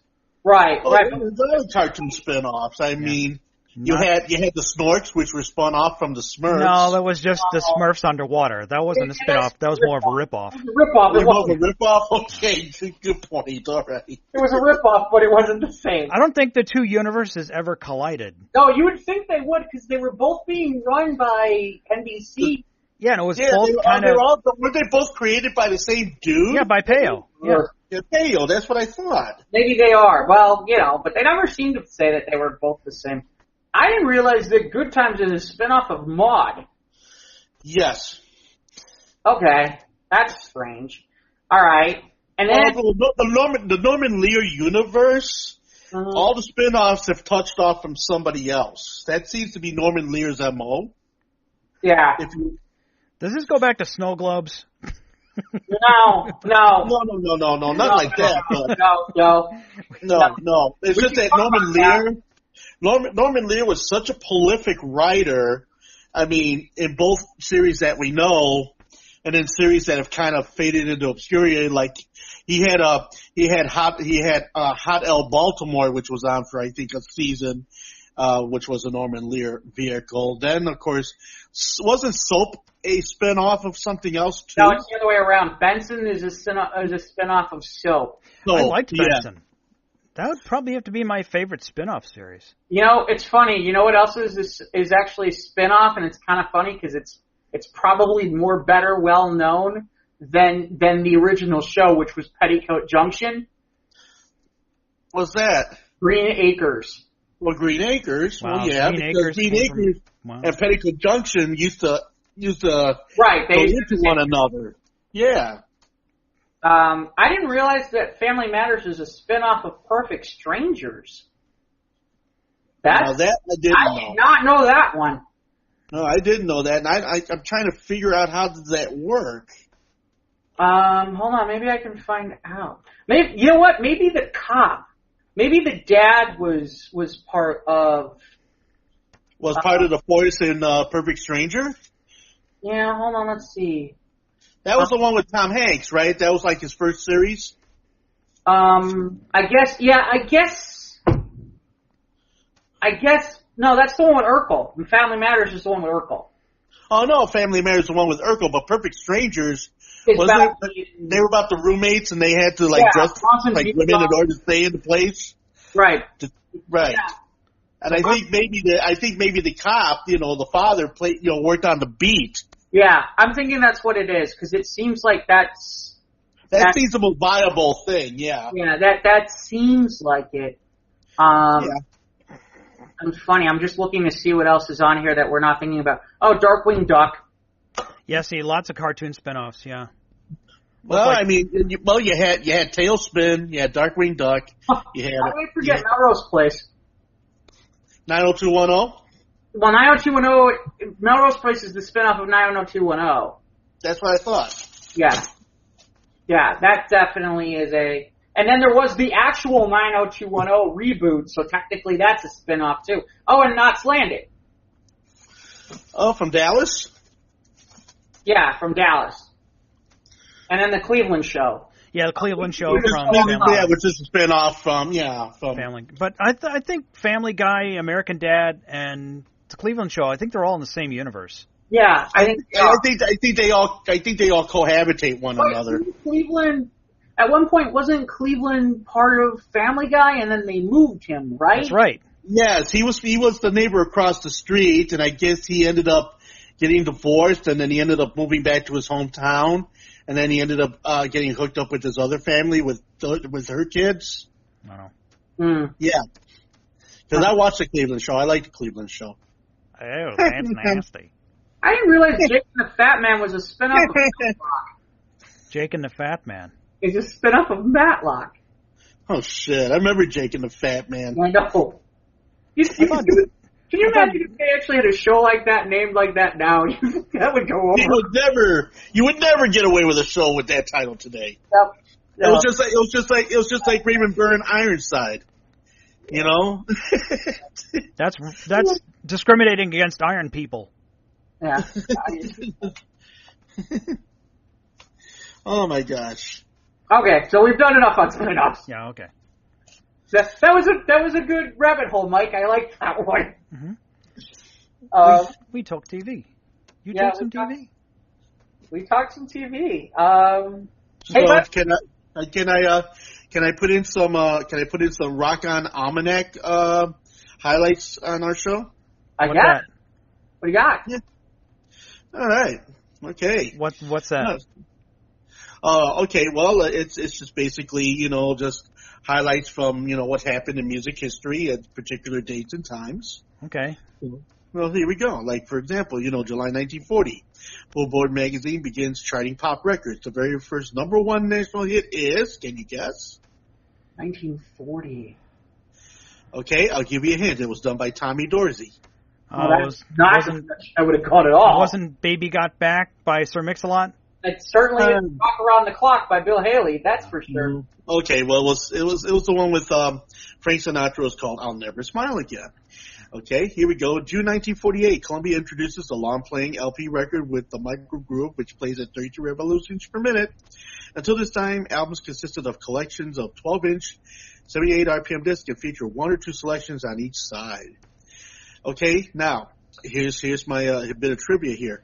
Uh-oh. How did RCA Victor get their number for their 45? How did they get that number? How did they come to that number? From the beer, Colt 45? Yeah, Billy D. Williams. Okay, well actually, 78 minus 33 is what? Shit, let me get my calculator. Hold on, I don't have my phone. I assume 45. 45. Oh, I knew that. Yeah, no. So yeah, and of course the very first one was issued in 1949. The first press single is Gaiety Parisienne by the Boston Pops Orchestra, Arthur Fiedler conductor, record number 490100. The first Pop 45 was also pressed in April 49 by RCA, The Waltz You Say For Me by Wayne King and his orchestra, record number 2715. Okay, disc jockey Alan Freed, the man who popularized the expression rock and roll in Cleveland, Ohio in 1950, gathers popular rhythm and blues performers of the time for his Moondog Coronation Ball, the first rock and roll stage show, held at the Cleveland Arena on Friday, March 21st, 1952. Acts include the Dominoes, Marietta Dillard, Danny Cobb, Tiny Grimes, and the Paul Williams Orchestra. July 1950, Your Hit Parade, the popular radio show that since 1935 has featured the popular hits of the day, moves to television. November 1952, the New Music Express, a British music magazine, begins to chart pop singles, and then in 1953, speaking of Bill Haley and his Comets, Crazy Man Crazy on Essex Records, because the first rock and roll record to appear on the pop music charts. There we go. See, I knew it was there somewhere. I knew it was there somewhere.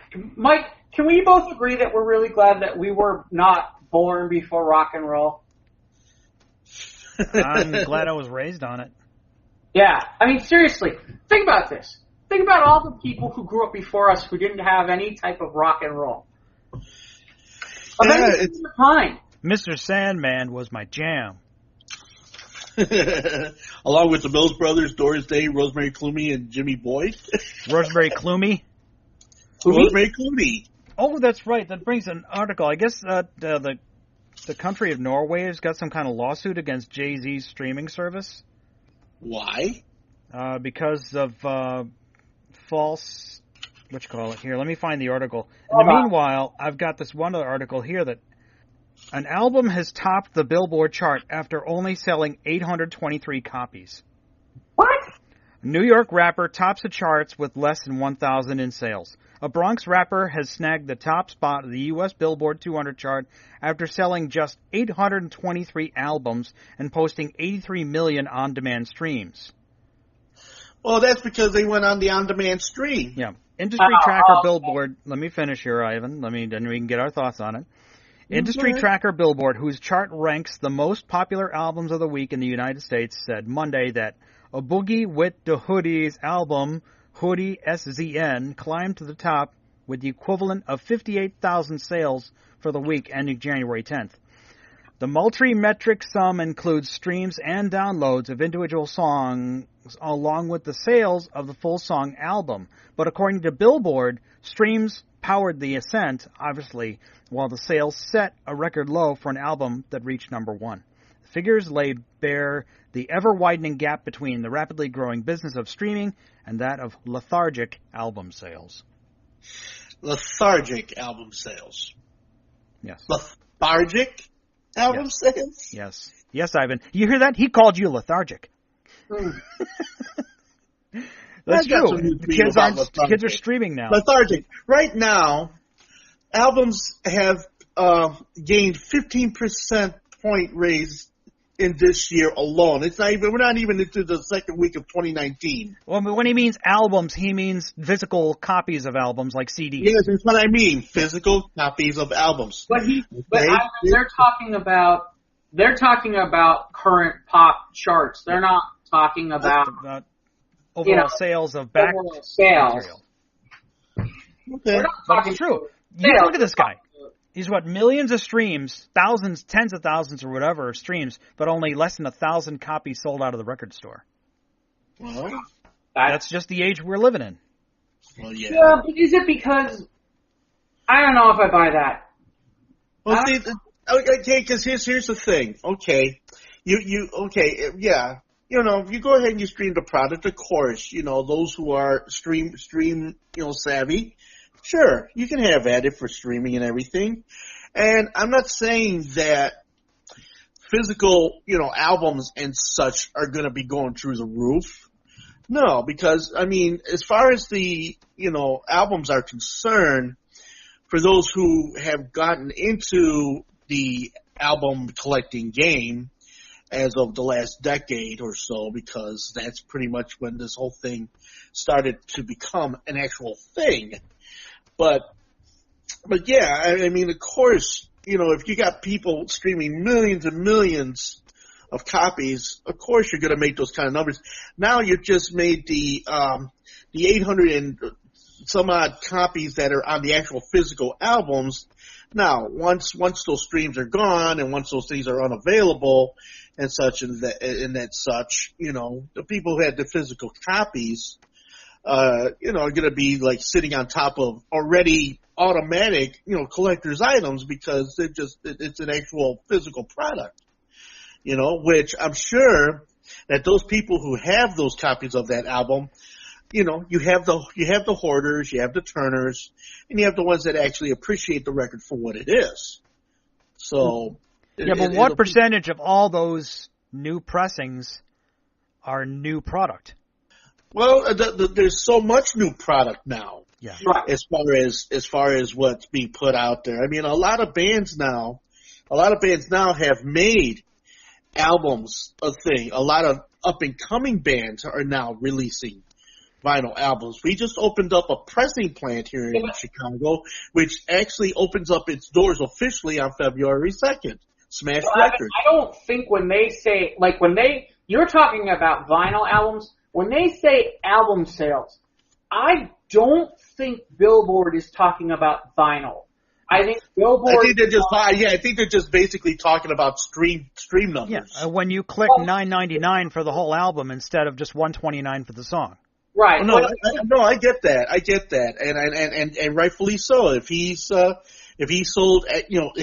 actually sold 800 albums, God bless him, that's great. He sold 800 albums in the realm of, millions of downloads and such. Okay, that's great. I found the article about Jay-Z's streaming service. I got it too. I am looking at the Billboard chart right now, so just to throw this out there, it's interesting because they don't list, I don't know, this must be up to date, right? But this came out 2 days ago. That the Hoodie SN guy, he's number 2, and I don't know who this is. Somebody named 21, something called I Am I Was, but I don't recognize. Or no, is that the name of the? No, that's got to be the. Hold on a second. Okay, I Am I Was by 21 Savage is number 1. Of the names that you guys would know, here's the most interesting one. Guess what the number 5 album is in the world right now? What? Spider-Man Into the Spider-Verse. Oh, the soundtrack? Yeah, I can believe that. There's some good stuff on there. Yeah. There's some real good stuff. It's funny, 8 is Greatest Showman still, believe it or not. Wow, the Greatest Showman soundtrack. Wow, that's been out for a year now. Yeah, and it came out a year ago. Yeah, it's good. It's funny, we talked about the Super Bowl show. Now I understand. Travis Scott is at number 7. Okay. So I guess he's an up-and-comer. All the kids are listening to him. Put him up on the Super Bowls. Right, and give us Outcast and Maroon 5. And we'll right, to help with the older people relate. Well, but they are giving also too, you got, soundtrack albums that have made huge strides in making a big dent in the chart. Now, I mean, Rick and Morty has got a 4-album set, along with Bob's Burgers, which has a beautiful double gatefold album that's also been doing some sales out there. Then of course, Guardians of the Galaxy 1 and 2. I mean, the cassettes now are into 3 digits. Yeah, those are compilations. Yeah, but Bob's Burgers and Rick and Morty, is that all original material or? Yes, it is. New stuff? Just to give you perspective right now, in the top 15 for Billboard 200. Oh, I guess is this the year end? I can't tell if this is the year end or if this is, but according to this, looking at this right now, the top 15, there were 4 soundtracks. Spider-Man Into the Spider-Verse, The Greatest Showman, The Star is Born, which That Star is Born is a no-brainer. And 15 was Bohemian Rhapsody. So thank you. So there you go. There you go. See, so yeah. I mean, in the world of stream and immediate, gratification, it seems like the album is kind of holding its own. Actually, it's kind of surprising, and being in Chicago and being, kind of an ear to the ground, with all the new people making new releases and such. In both albums and in 45s, which I got word from my friend Chris Gilbert that a single that I kind of helped him get together with is actually going to be released in February. That's cool. Yeah, what it was, I'll tell you the story. The story was I was in the Fullerton Cafe, just having breakfast or whatever, and here comes this gentleman, and, we got to talking and everything, and he mentions that he used to have a band called From, F-R-O-M. And so we got to talking some more, and of course I thought about, my friend Chris Gilbert. He's got the record label called Alona's Dream. And I'm like, wait a minute. Let me put you in touch with this cat. Let's see what you guys can do. Well, I got word that the record's almost ready, and that it's going to be featured, in February. I'm excited that I got, I made 1 and 1 and it made 2, and I'm real happy about that. So, there you go. I'm just hoping that, it makes the numbers for their one and only single from this band. Mm-hmm. And I heard the track already. It's really very good. It's online, so. And of course the band's called From, and Don't Chase Me Up a Rhubarb Tree. Okay. Well, for next week, if you can find a link to someone who wants to listen to the single, then I'll go ahead and I'll get it out there. If it is available online, let us know. Yeah. I think it is available through the alonasdream.com, so you can check it out there. Okay. The band's called From. But well, if he sells 800 copies, maybe he'll get to number 1. Hey, stranger things have happened, right? But yeah, I just wanted to touch quick on this about the Jay-Z's Tidal is the name of the streaming service. I didn't cut it on you. Sorry. Go ahead. That's all right. No, it's fine. But I guess the nation of Norway is investigating allegations over whether streaming numbers were inflated at Tidal, which is the subscription-based music and video streaming service owned by Jay-Z. The investigations follow ongoing reports by the Norwegian newspaper, I'm not even going to try and pronounce that the music streaming service had inflated its listening numbers of artists such as Beyonce and Kanye West. And a spokesman for the company says the Tidal is not a suspect in the underlying investigation. We're communicating with Okokrim whoever they are aware that at least one person was suspected of theft, has been questioned.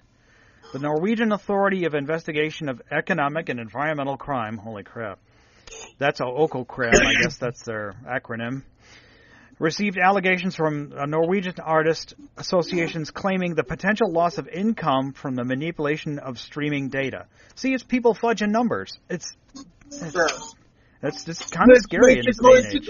Which, you know, it's not a new thing.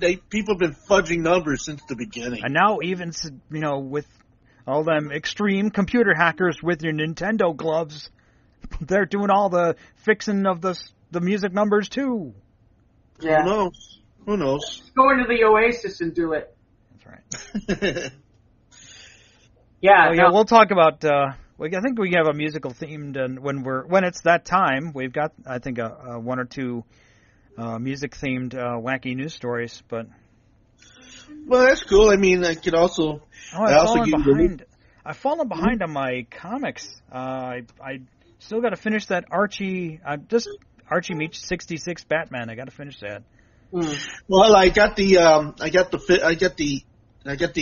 next edition of Unnatural, and the story still holds rock solid, and it just keeps getting better. Very cool. I got my trade paperback of the first 4-story arc, and I just got the newest one and looking forward to the next one. So, yep, number 6 in February 5th. All right. Gentlemen, is it that time? I don't know. I guess maybe we could. Sure. Because I gotta be honest with you, there's a lot. There's a lot. Jeff's loaded for bear this week.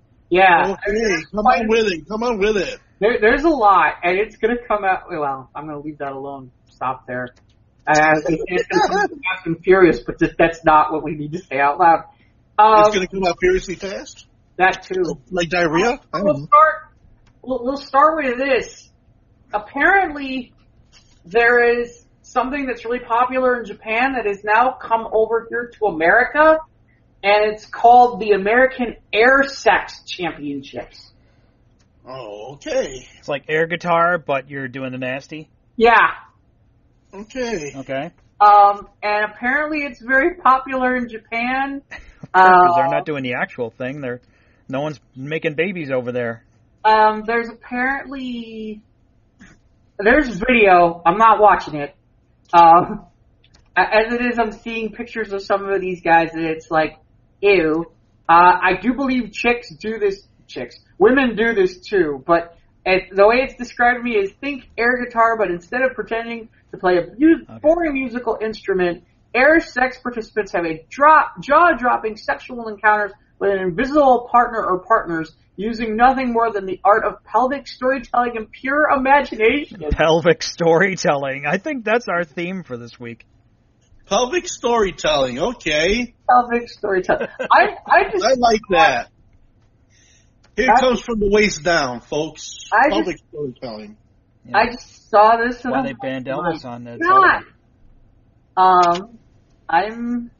In fairness, it does look like it's a man and woman thing. I don't know if there's a couples thing because I'm seeing different things. But it's one person at a time. It's not like couples like miming it like when they're fully clothed. Like a picture where it's like there's a guy. Well, maybe the guy's just sitting there. I don't know. All I know is I was kind of looking at this going, okay. But it's one person at a time doing it. Yeah. Okay. It's not like Dirty Dancing where they're just grinding. Well, yeah, they're not really doing it. You know who Prince would win this contest for sure. Yeah, he would. Prince would win. If Prince was alive, he'd be like the air sex champion. He'd be like, bitches, please. Yeah. He'd be like, bitch, please. Yeah. Y'all just, I don't even have a real name. I'm going to beat you. Apparently Paris' first nude restaurant closes for lack of business. They all saw the video. That or when you're nude, you can't. That was interesting.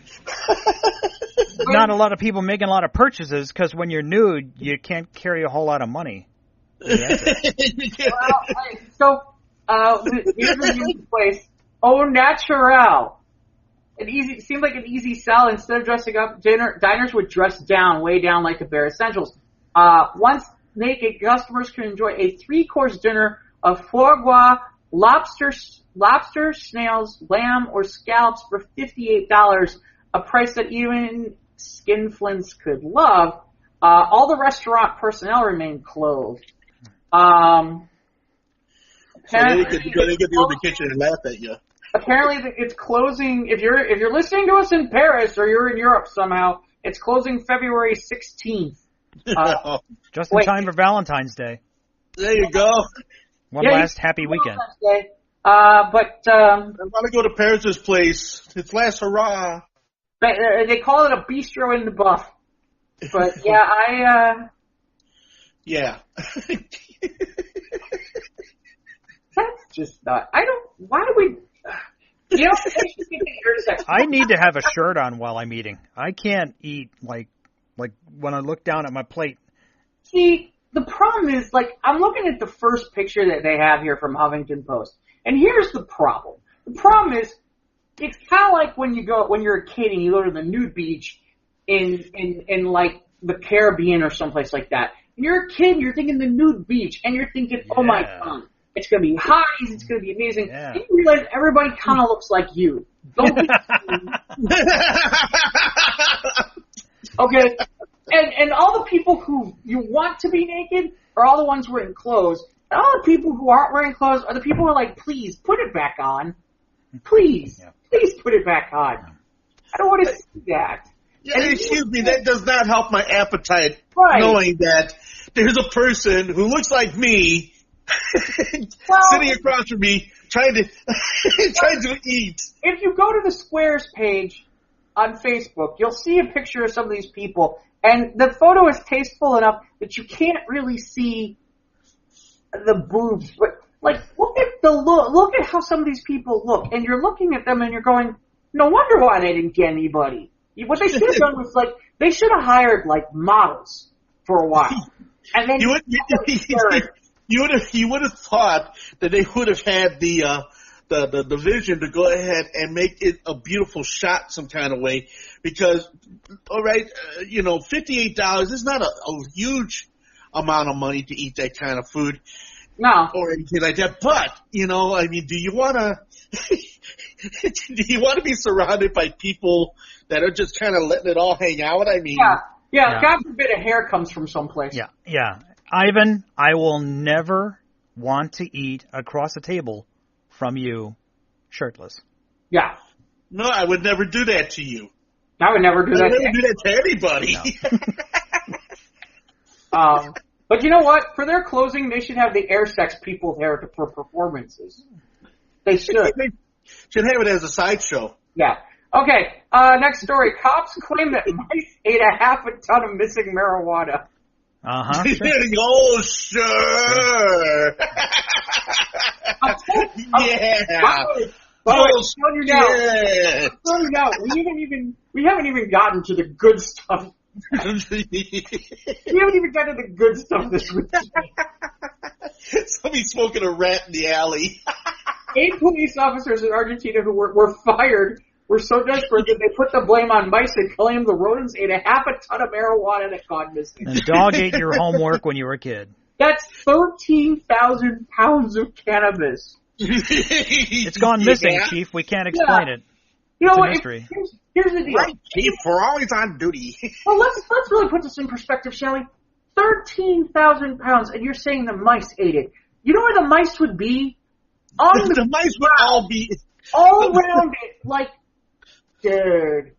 They would all be doing this Pied Piper dance, all falling all over the place in the street and in the stores and in the nearby ravines and shit. Hanging out in a Taco Bell dumpster. Yeah, seriously. For days. Or they'd be on their back when the people came and they'd be like, dude, it's people, we should run. I think I'm running. I'm pretty sure I am. Oh, wait, I'm not. Yeah, I think Ratatouille, but here it is, guys. Next Pixar movie. Ratatouille, but all the rats are high. Yeah. There we go.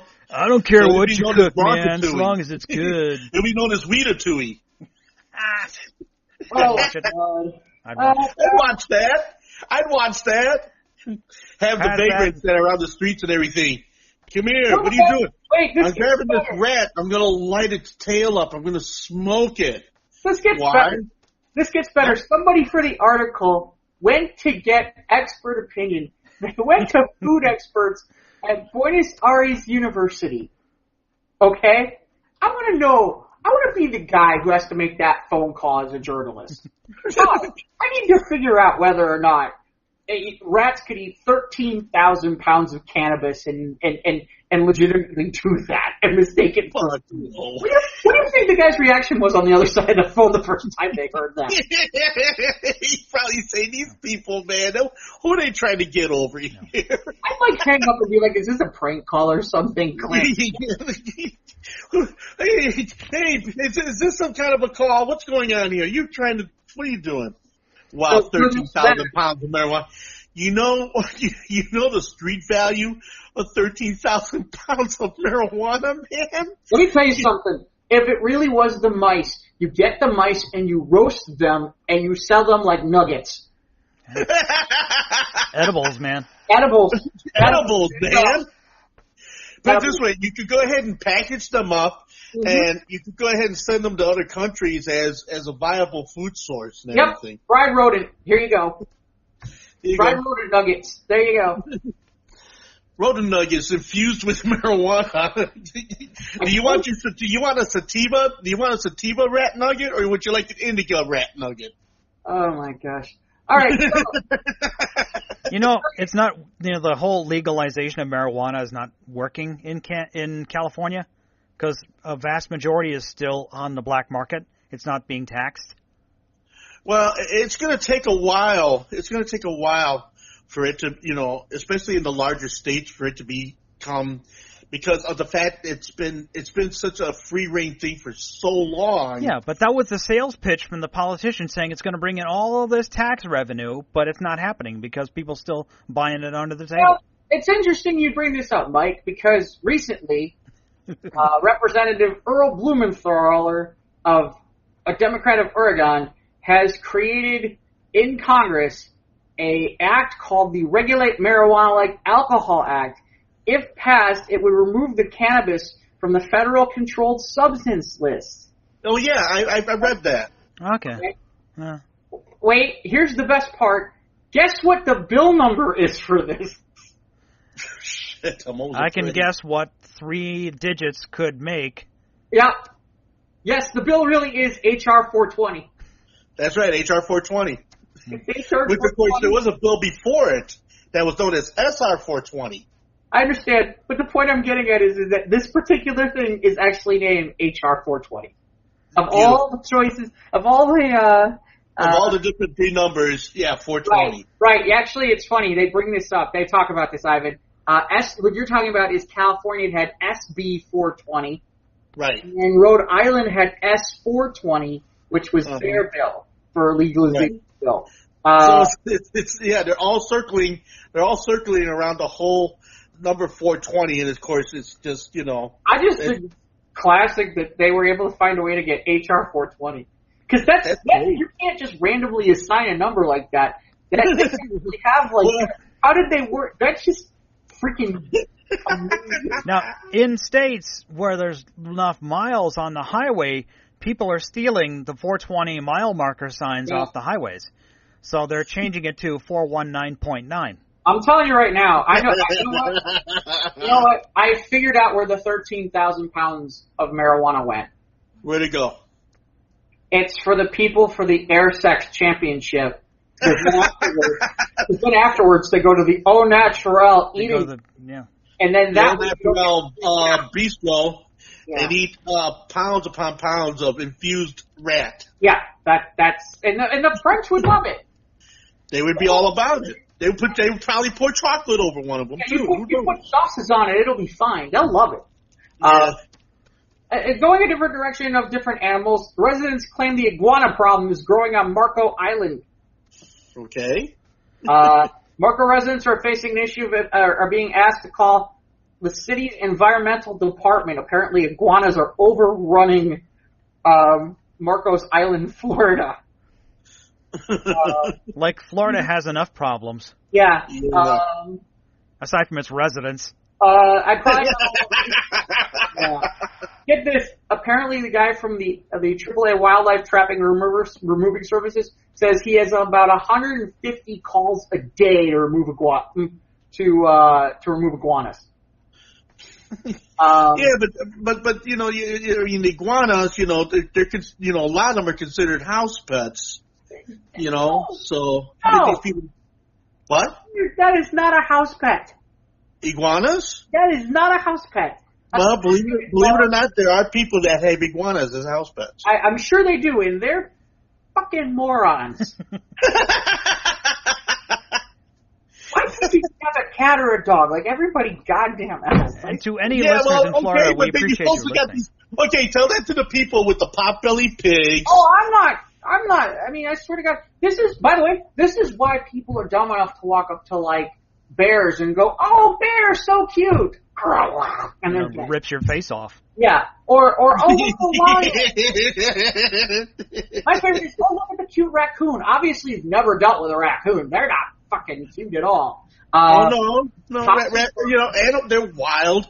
They're wild animals. But the thing is, we watch shows on television, and they make it look like, oh my goodness, they're so neat. I'd like to get one, and then you try to get near one, and unfortunately, you're in the hospital. Maybe you're in the hospital. You know. Yeah, this is where it all starts. Is little things like, oh, a snake, or oh, I want a piranha, and all this stuff. And now it's like, yeah, I got this tiger.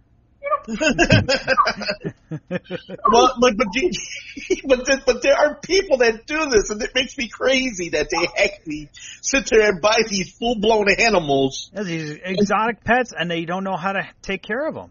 Oh. Exactly. I mean, yeah, they're great to look at, but yeah, maintenance-wise, yeah, that's a whole other thing. There's that whole story, like when Nemo came out, where everybody wanted the fish that looked like Nemo. Right, the clownfish, right. The clownfish. And then what would happen is all the kids would want to send Nemo home, so they put him down the toilet and flushed him. So he.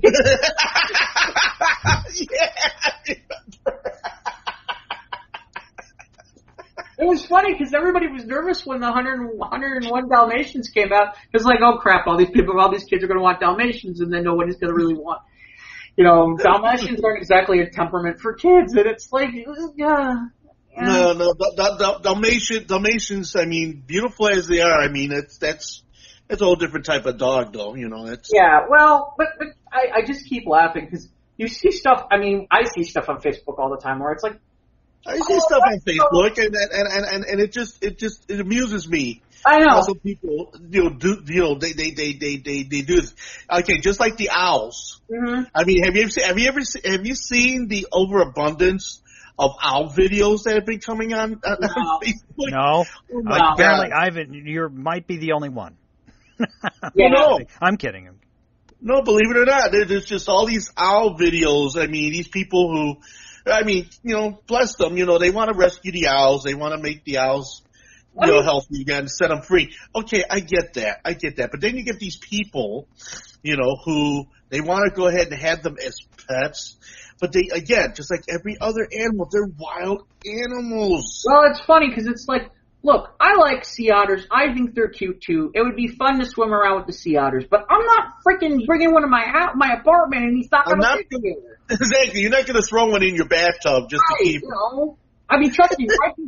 Right behind me is the forest preserve. Okay, there are deer there all the time, and when I say deer, I mean like there are whole families. Like there'll be 8 of them out there at a time. I'm not going. Oh, look, pets. Oh, look at that, Bambi! Well, ow! We have a iguana surplus, so if anyone wants to get an iguana as a pet, I guess it's. Get them. Yeah. Let's see what's next. Do you think we can infuse the iguanas and sell them along with the rats, and then sell them to the bistro too? There's an idea. There's an idea. It tastes like chicken. Sell marijuana infused rats, and you could feed them to the iguana. And you can have infused rat iguana for a premium. Forget selling the iguana for food. Just videotape the iguana after he's done eating it, and watch. Stoned iguana. That would be amazing. Stuffed iguana.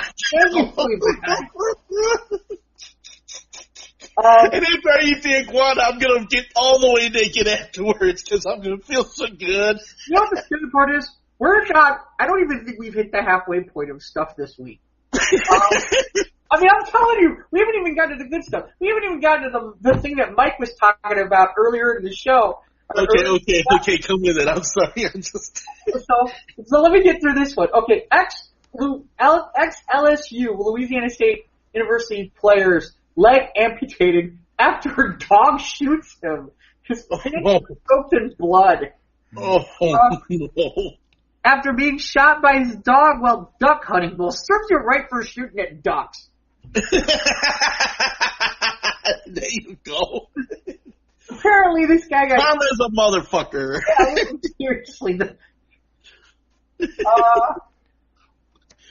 I'm trying to look real fast just to see if we can... And, of course, it happened, like, down in the bayou. You know? Maybe they have... Oh, my God. Maybe that's 13,000 pounds wet. It just brings to life the scene in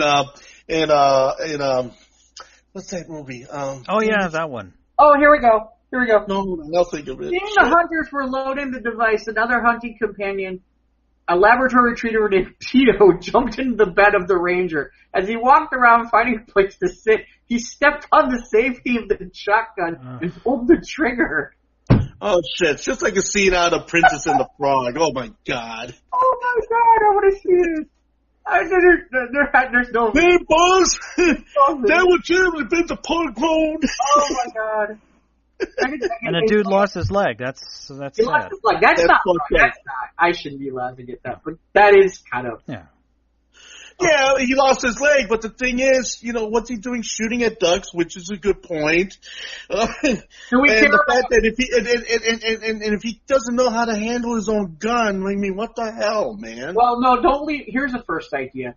Don't leave your gun sitting around the bed of your truck where the dog is. This is a bad idea. Even if the safety's on, that's not. No. Yeah, that's why they call it a gun rack. Okay. I think we're going to pass by this, but I'm going to mention it just because I think it's amusing. Apparently, there was somebody in a Virginia home that had a manifestation of praying mantises because apparently they came from their Christmas tree. Okay.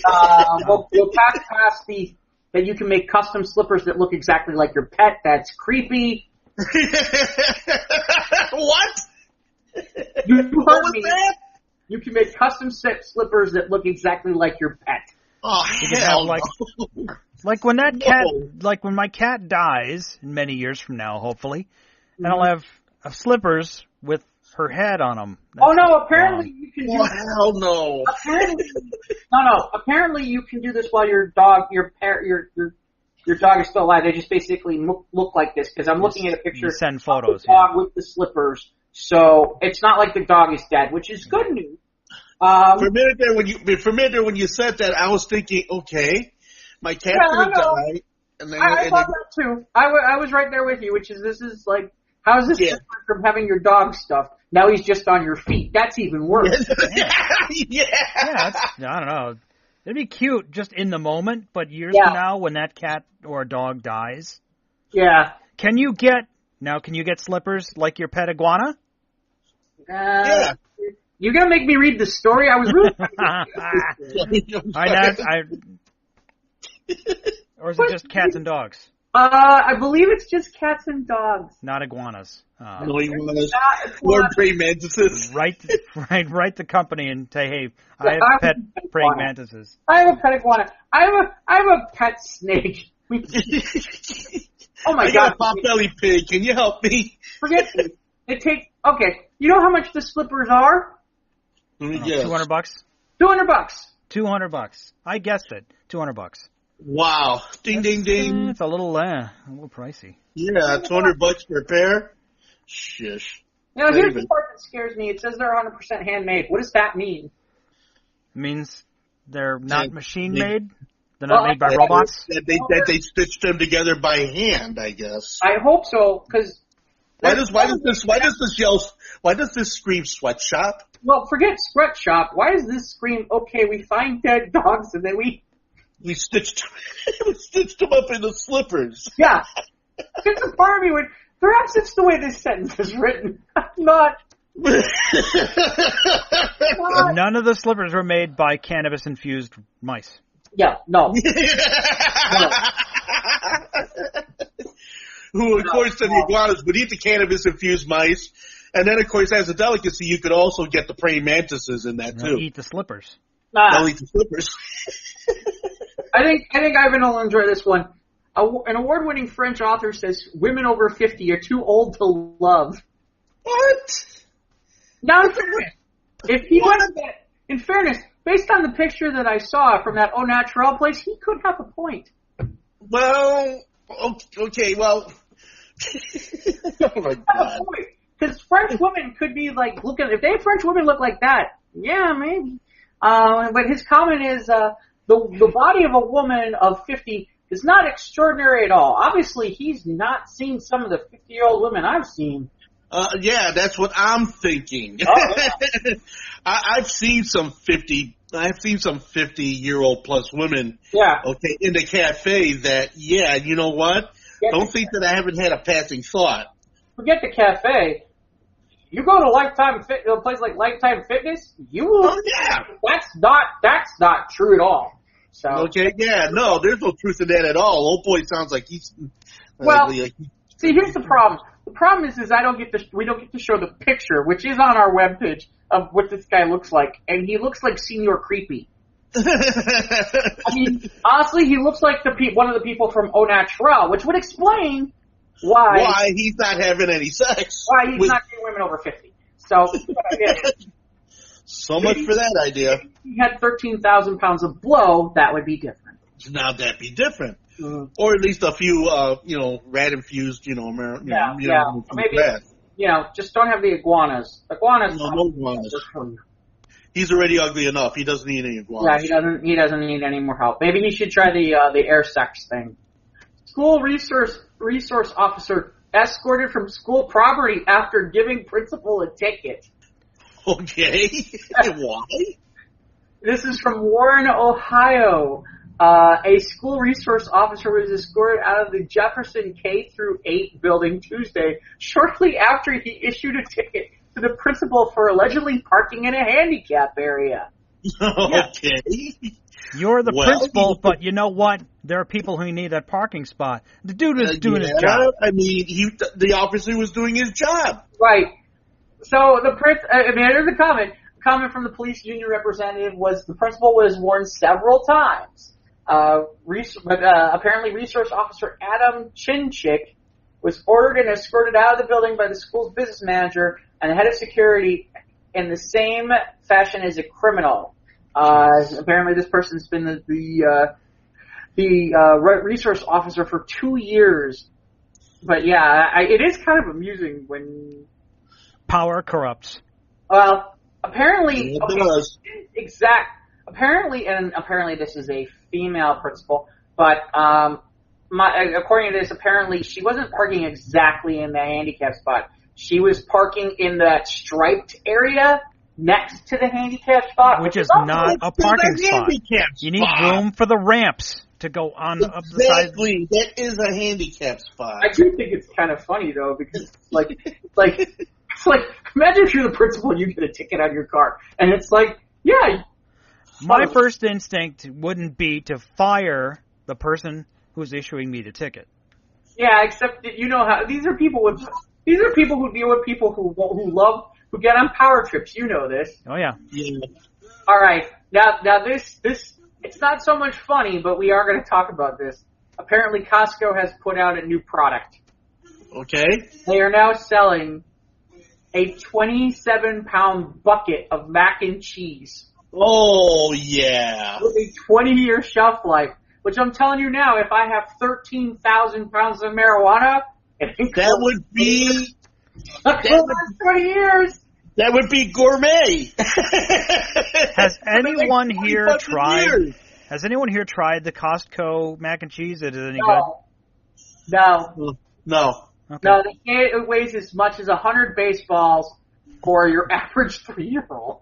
Wow. Cripes. Well, 27 pounds. Yeah, it's okay. No, okay. That's a lot. That's a lot of mac and cheese, man. Yeah. That's a heart attack in a can. Yep. Yeah. Well, this is after. I think we talked about it last week. So Costco, you missed it, Ivan. Last week we talked about Costco is now selling a 7-pound tub of Nutella.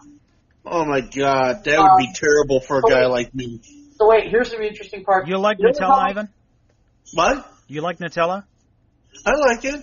Yeah, Nutella's good stuff, but I don't know if I want 7 pounds. He's not 7 pounds of Nutella, but no, I like Nutella. Yeah. Anyone want to take a guess how much 27 pounds of mac and cheese cost? Okay, let's say $150. No, it's actually lower than that. $100. $89.99. Ooh, got to get under that $100 with sales tax. I gotta tell you, man. There you go. So you figure 100 bones with sales tax and everything for mac and cheese. Oh my gosh! Wow. No, and Here's how. Ready? You get the rats infused with marijuana. You feed them to the iguanas, and then you put out tubs of this mac and cheese, and you film it. You film it and see which one keels over and dies first from the mac and cheese. So what do you come up with? Wow. Somebody would say, you know who'd come after me? PETA would come after me in a heartbeat.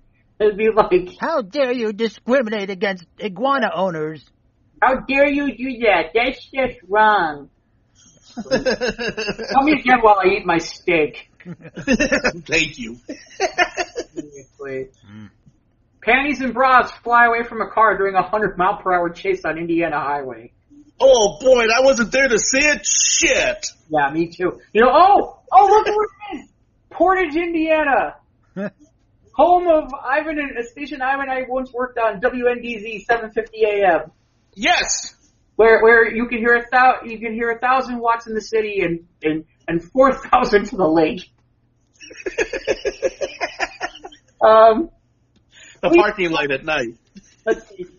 Police stopped 34-year-old Holly Sansone in Portage on a suspicion of shoplifting at a Kohl's store. So she was getting rid of the evidence as she was driving away? I missed it, Mike. What did you say? She was getting rid of the evidence as she was driving away? Well, wait. This is about as good. The police say she shrugged and said, "I've got to go," before leading them on a high-speed chase. Oh my gosh. Speeds reached nearly 100 miles an hour as she almost struck the other vehicles. The chase ended when the cars were shredded by spikes the police had laid on a roadway in Chesterton. Well, thank goodness nobody died. The police recovered 4 bras, 14 pairs of panties, 2 candles, and some air fresheners valued at $445. Wow. I just want to know but they don't explain what she was doing with was this like one of those ideas where she had this cockamamie idea, you know, if I throw these out of the window, maybe they'll get on the windshield of the car and then they'll spiral Maybe out. she had like a button on her dashboard like James Bond. She pushed the button marked panties and the panties start flying out the back of it. Yeah. Kind of like a t-shirt cannon. You know what we can do there? You know, you don't need a t-shirt cannon. All you need is 27 pounds of mac and cheese. You have to fly out of and 14 panties and several bras. Yeah. And then, of course, you can always shoot off the auxiliary iguanas while we're at it. Yeah.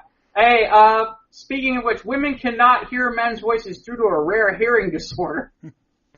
Okay. This week was good. A woman in China has a rare hearing disorder. She can no longer hear men's voices. The woman was initially suffering from ringing in her ears and vomiting. She woke up the next morning. She could not hear her boyfriend speaking. Some women would pay for this, by the way. Yeah, they would. Some men would pay for this too, by the way. If it worked the other way around, that works the other way around already. He believes that her doctor believes the condition was brought on by stress and is believed to be temporary, but it is kind of funny. I can't hear you. What? I can't hear you. Okay. We're going to skip this one, but apparently there was an American who broke his neck in Guatemala and was not allowed to leave the hospital. We got to do this one. This is much better. Okay. Mother tases son to wake him up for church. Oh, yeah. 40-year-old Sharon Dobbs chose to tase her 16-year-old son when he refused to rise for church. It was for Easter Sunday, wasn't it? I read that article. This is a recent article, so it was. Yeah, I know, I saw that. I saw that article about the tasering. Yeah, get up, it's Jesus Day, she said. Get up, She tases her son. Wow. She told him you can call the police, UPS, DPS, whoever you want to call. How about Ghostbusters?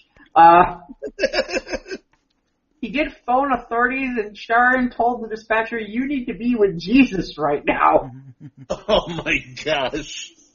And quote, "I don't think I did anything wrong because you're supposed to put God first." You know, and why is that? You know, the people, they do these insidious things, but yet it's okay because they put God into the equation. I don't know. Because God told me to. Well, I'm telling you, Mike, this has been a good week. Yeah. Australian model Ruby Tuesday Matthews is opening up about how she maintains a slim figure before having 2 children. She said it came down to cocaine, black coffee, and cigarettes. Oh, that's quite a diet. It kind of reminds me of something I saw recently on Facebook. I don't know, maybe you've seen this, Jeff. The lady who wanted to become a living cartoon character and having multiple surgeries, including having 6 ribs removed. Oh, yeah. Gross. Yeah, it's pretty vile. I mean, if you looked at her before she had all these surgeries, she was a beautiful woman. Yeah. But yet she had it in her brain. She was an electrician, and she had it in her mind. Well, I want to become a cartoon character. So she's got all of these injections, and she's got the butt lift, and she's got all of the collagen, and then to top it all off, she had 3 on each side ribs removed from her body. Her waist is a size 12. Yeesh. All right. It is the most. I mean, it is the most. I don't get it. Yeah. I got to read this quote from this model. Apparently, she was doing a Q&A on Instagram when this came up somehow. Here's her quotes. I did a lot of cocaine, like a lot. So basically, I smoked cigarettes, had long blacks, and did coke. And in between, had tapas. Like my life was tapas and cocaine. Wow. Ironically, still safer than the keto diet. You know what the funny part is? Yeah. It's kind of like I did cocaine. I need snacks. Tapas. Cocaine. Okay, that makes sense. Wait, I got. This is even funnier. This is good. I can't figure out where exactly this happened, but apparently police somewhere decided to burn 3 tons of marijuana outside. What with the... Were they standing around while they were burning this marijuana? The neighborhood said, hallelujah. There's video of this where people standing around, and the comment is, looks like they didn't really think this through. Follow through by the next headline. Taco Bell makes landmark sales. Yeah, really. Really, no lie. But yeah, that's on our Squares. You can look at the actual video that's on the Squares of the Roundtable page.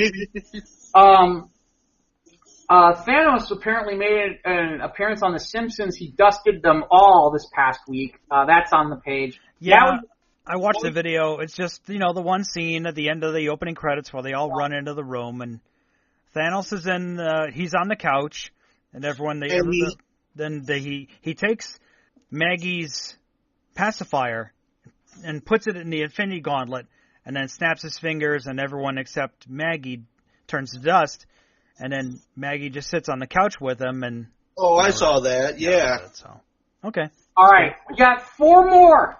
Only 4. All right. I'm telling you, Mike, I was loaded for bear this week. Yes. Let's finally get to the story you've been talking about. A woman was banned from Walmart after riding the cart while drinking wine from a Pringles can.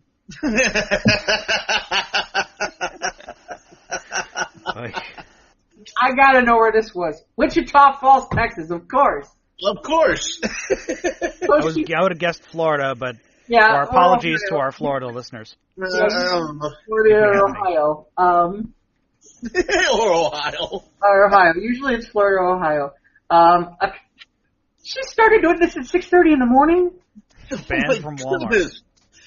Oh my God. The adventure I want to have today is to be a day drunk at Walmart while drinking out of a Pringles can and riding a cart. Well, the problem is with this is I'm looking at this and it's not nearly telling me enough information. I think it gives you precisely enough information. Oh, no. I want to know, first of all, they didn't call until 9 a.m. She was riding around an electric cart for 2.5 hours.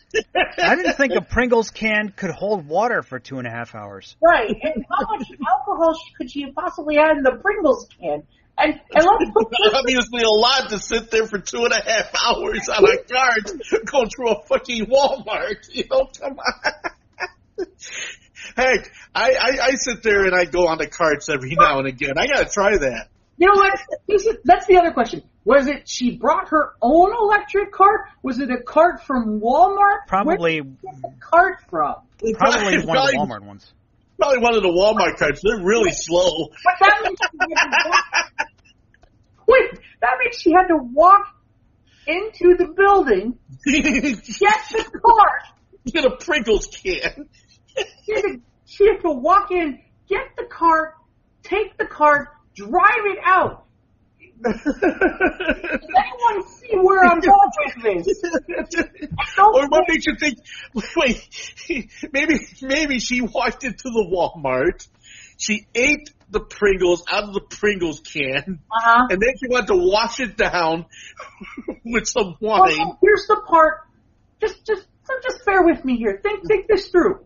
I am. You got a whole bunch of people who are working at Walmart, and they see this woman, and she comes in. And let's assume that she's got some sort of Pringles can that she's drinking wine out of or something, okay? She walks over, gets in a cart, and drives it out into the parking lot. And they let her be out there for 2 hours. They're all too busy laughing while watching her on the cameras in the monitor room. Oh, you know what it is. You know exactly what it is. Somebody's sitting there going, I don't get paid enough for this shit. Okay. I ain't going out there. Yeah, I'm not dealing with the crazy woman. I don't do that shit. I ain't going out there. Hopefully she ain't coming back. But being banned from Walmart, that's a good reason to get banned from Walmart. Yeah. No, there are plenty other good reasons to get banned from Walmart. Not that I. Oh, like I said, the boulder holders that don't hold the boulders, and then of course the shorts that are just too short. There was all right. So I have to admit this now. So there was a 24-hour Walmart not far from good old Indy, and there was one night where we got rip-roaring drunk, and there was one person who thought it would be it, and the one sober person who was with us agreed to allow us to drive us to Walmart, and we decided to have a Nerf war. A Nerf aisle. And all I'm going to tell you is, after a while, it stopped being a war against each other, and it was a war against the Walmart people. Oh my God. I've found some balls in Walmart's aisles. My fear was, at one point they got mad at us because they're like, you either need to buy something or leave. So one of us walked over and bought a pack of gum. And the problem was they didn't specify how much, so we bought a pack of gum. But you bought something, so... Yeah, they kicked us out. They were like, you're not coming back for a while. Okay. Okay. But I wonder how it tastes drinking it out of a Pringles can. And here's the question: what kind of Pringles? I'm with Mike. Were the Pringles there first, and what was the aftertaste left from the Pringles can? Yeah. What you had. That's what I'm saying. She probably ate all the chips first, filled it up with the wine to quench her thirst from all the chips. Right, but maybe it was Sunday when she was getting the blood with the bread. With the body of Christ. It was Sunday. It was a religious thing. Yeah. She got tased out of bed by her mom. Yeah, I was going to say, at least she didn't get tased. Holy cow. What do you think? Bras and panties are flying everywhere. So that's yeah. At least bras and panties were flying everywhere. She's wearing all 14 pairs on her. Yeah. Since you're sitting there going, what goes with the white? Oh, barbecue, right? I don't... All right, we need to keep going because otherwise this is going to be a really long podcast. Somebody rented out a studio apartment for $1,500. Problem is they didn't rent it to people; they rented it to cats. How many cats? 2. Only 2? Apparently. Hold on a second. Let me make sure. Louise and Tina live in the quiet Silicon Valley studio. The 2 girls are best friends and cats. They don't drink, they don't smoke, they don't play loud music, said the landlord. No shit. But they do break things. Apparently, the average studio rent around San Jose is $1,900. Apparently, these two people decided to pay rent for their kitty crib. Oh, good God. I can't read any more of this one. Not compared to the other ones. That's only in California thing. Okay, for the people who want to help people from those who are no longer working at the moment because the government shut down, good news, you can now send a furloughed federal worker a beer. Okay. Apparently, many businesses and individuals are helping these workers where they can, from restaurants, offering them meals to Canadian Air Traffic Controllers, sending them pizzas. But you have to wonder how you can help. Thanks to a new site, payitfurloughed.com, you can send at least a furloughed worker a beer or 2. As the site explains, quote, beer makes everything better, so we're buying local craft brews for federal employees impacted by the government shutdown. Well, at least it'll ease the pain a little bit. I mean, they won't feel anything after a while. No, this was funnier when I originally did it. Well, maybe there'll be meals too. Then we're gonna have to, yeah, I think there are. Yeah. Last story. I hope so. Last story. This is the one Mike was alluding to. Speaking of album sales. Yeah, speaking of album sales. Wait, okay, now I got it. Speaking of album sales, a McDonald's employee was fired for placing his mixtapes in children's Happy Meals.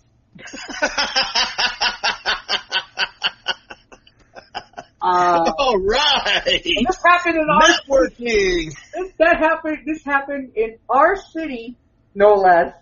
A Chicago teenager named Tyshawn Granger was reportedly fired from his job for allegedly placing a mixtape in children's Happy Meals rather than the usual toys. See, this is where his mistake was.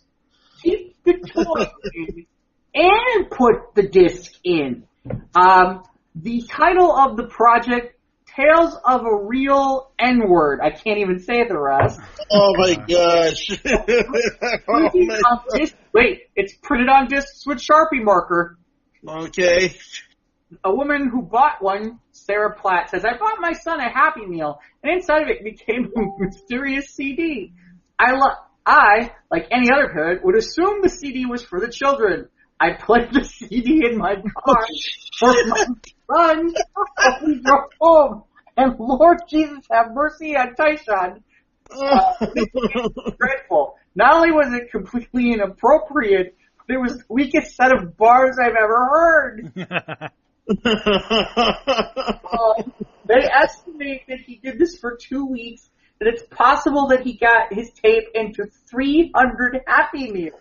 Wow. Wow. Here's the crazy part. This is the only parent who said anything. The rest didn't say a word. Maybe they're too busy enjoying the CD. Okay, that's... Maybe some people were like, hey, a CD, what's that? Oh my God. Because I only download my music. Yeah. That could very well be. Like cars today don't even have CD players stock in their vehicles. Yeah. Clearly, they do not know them hoodie boys method. Oh boy, what is this? A coaster? Yeah, only 500 more CDs than he could have been number one. Yeah, really, no joke. There you go. He would have been number one on the chart. Yeah. Yes, apparently so.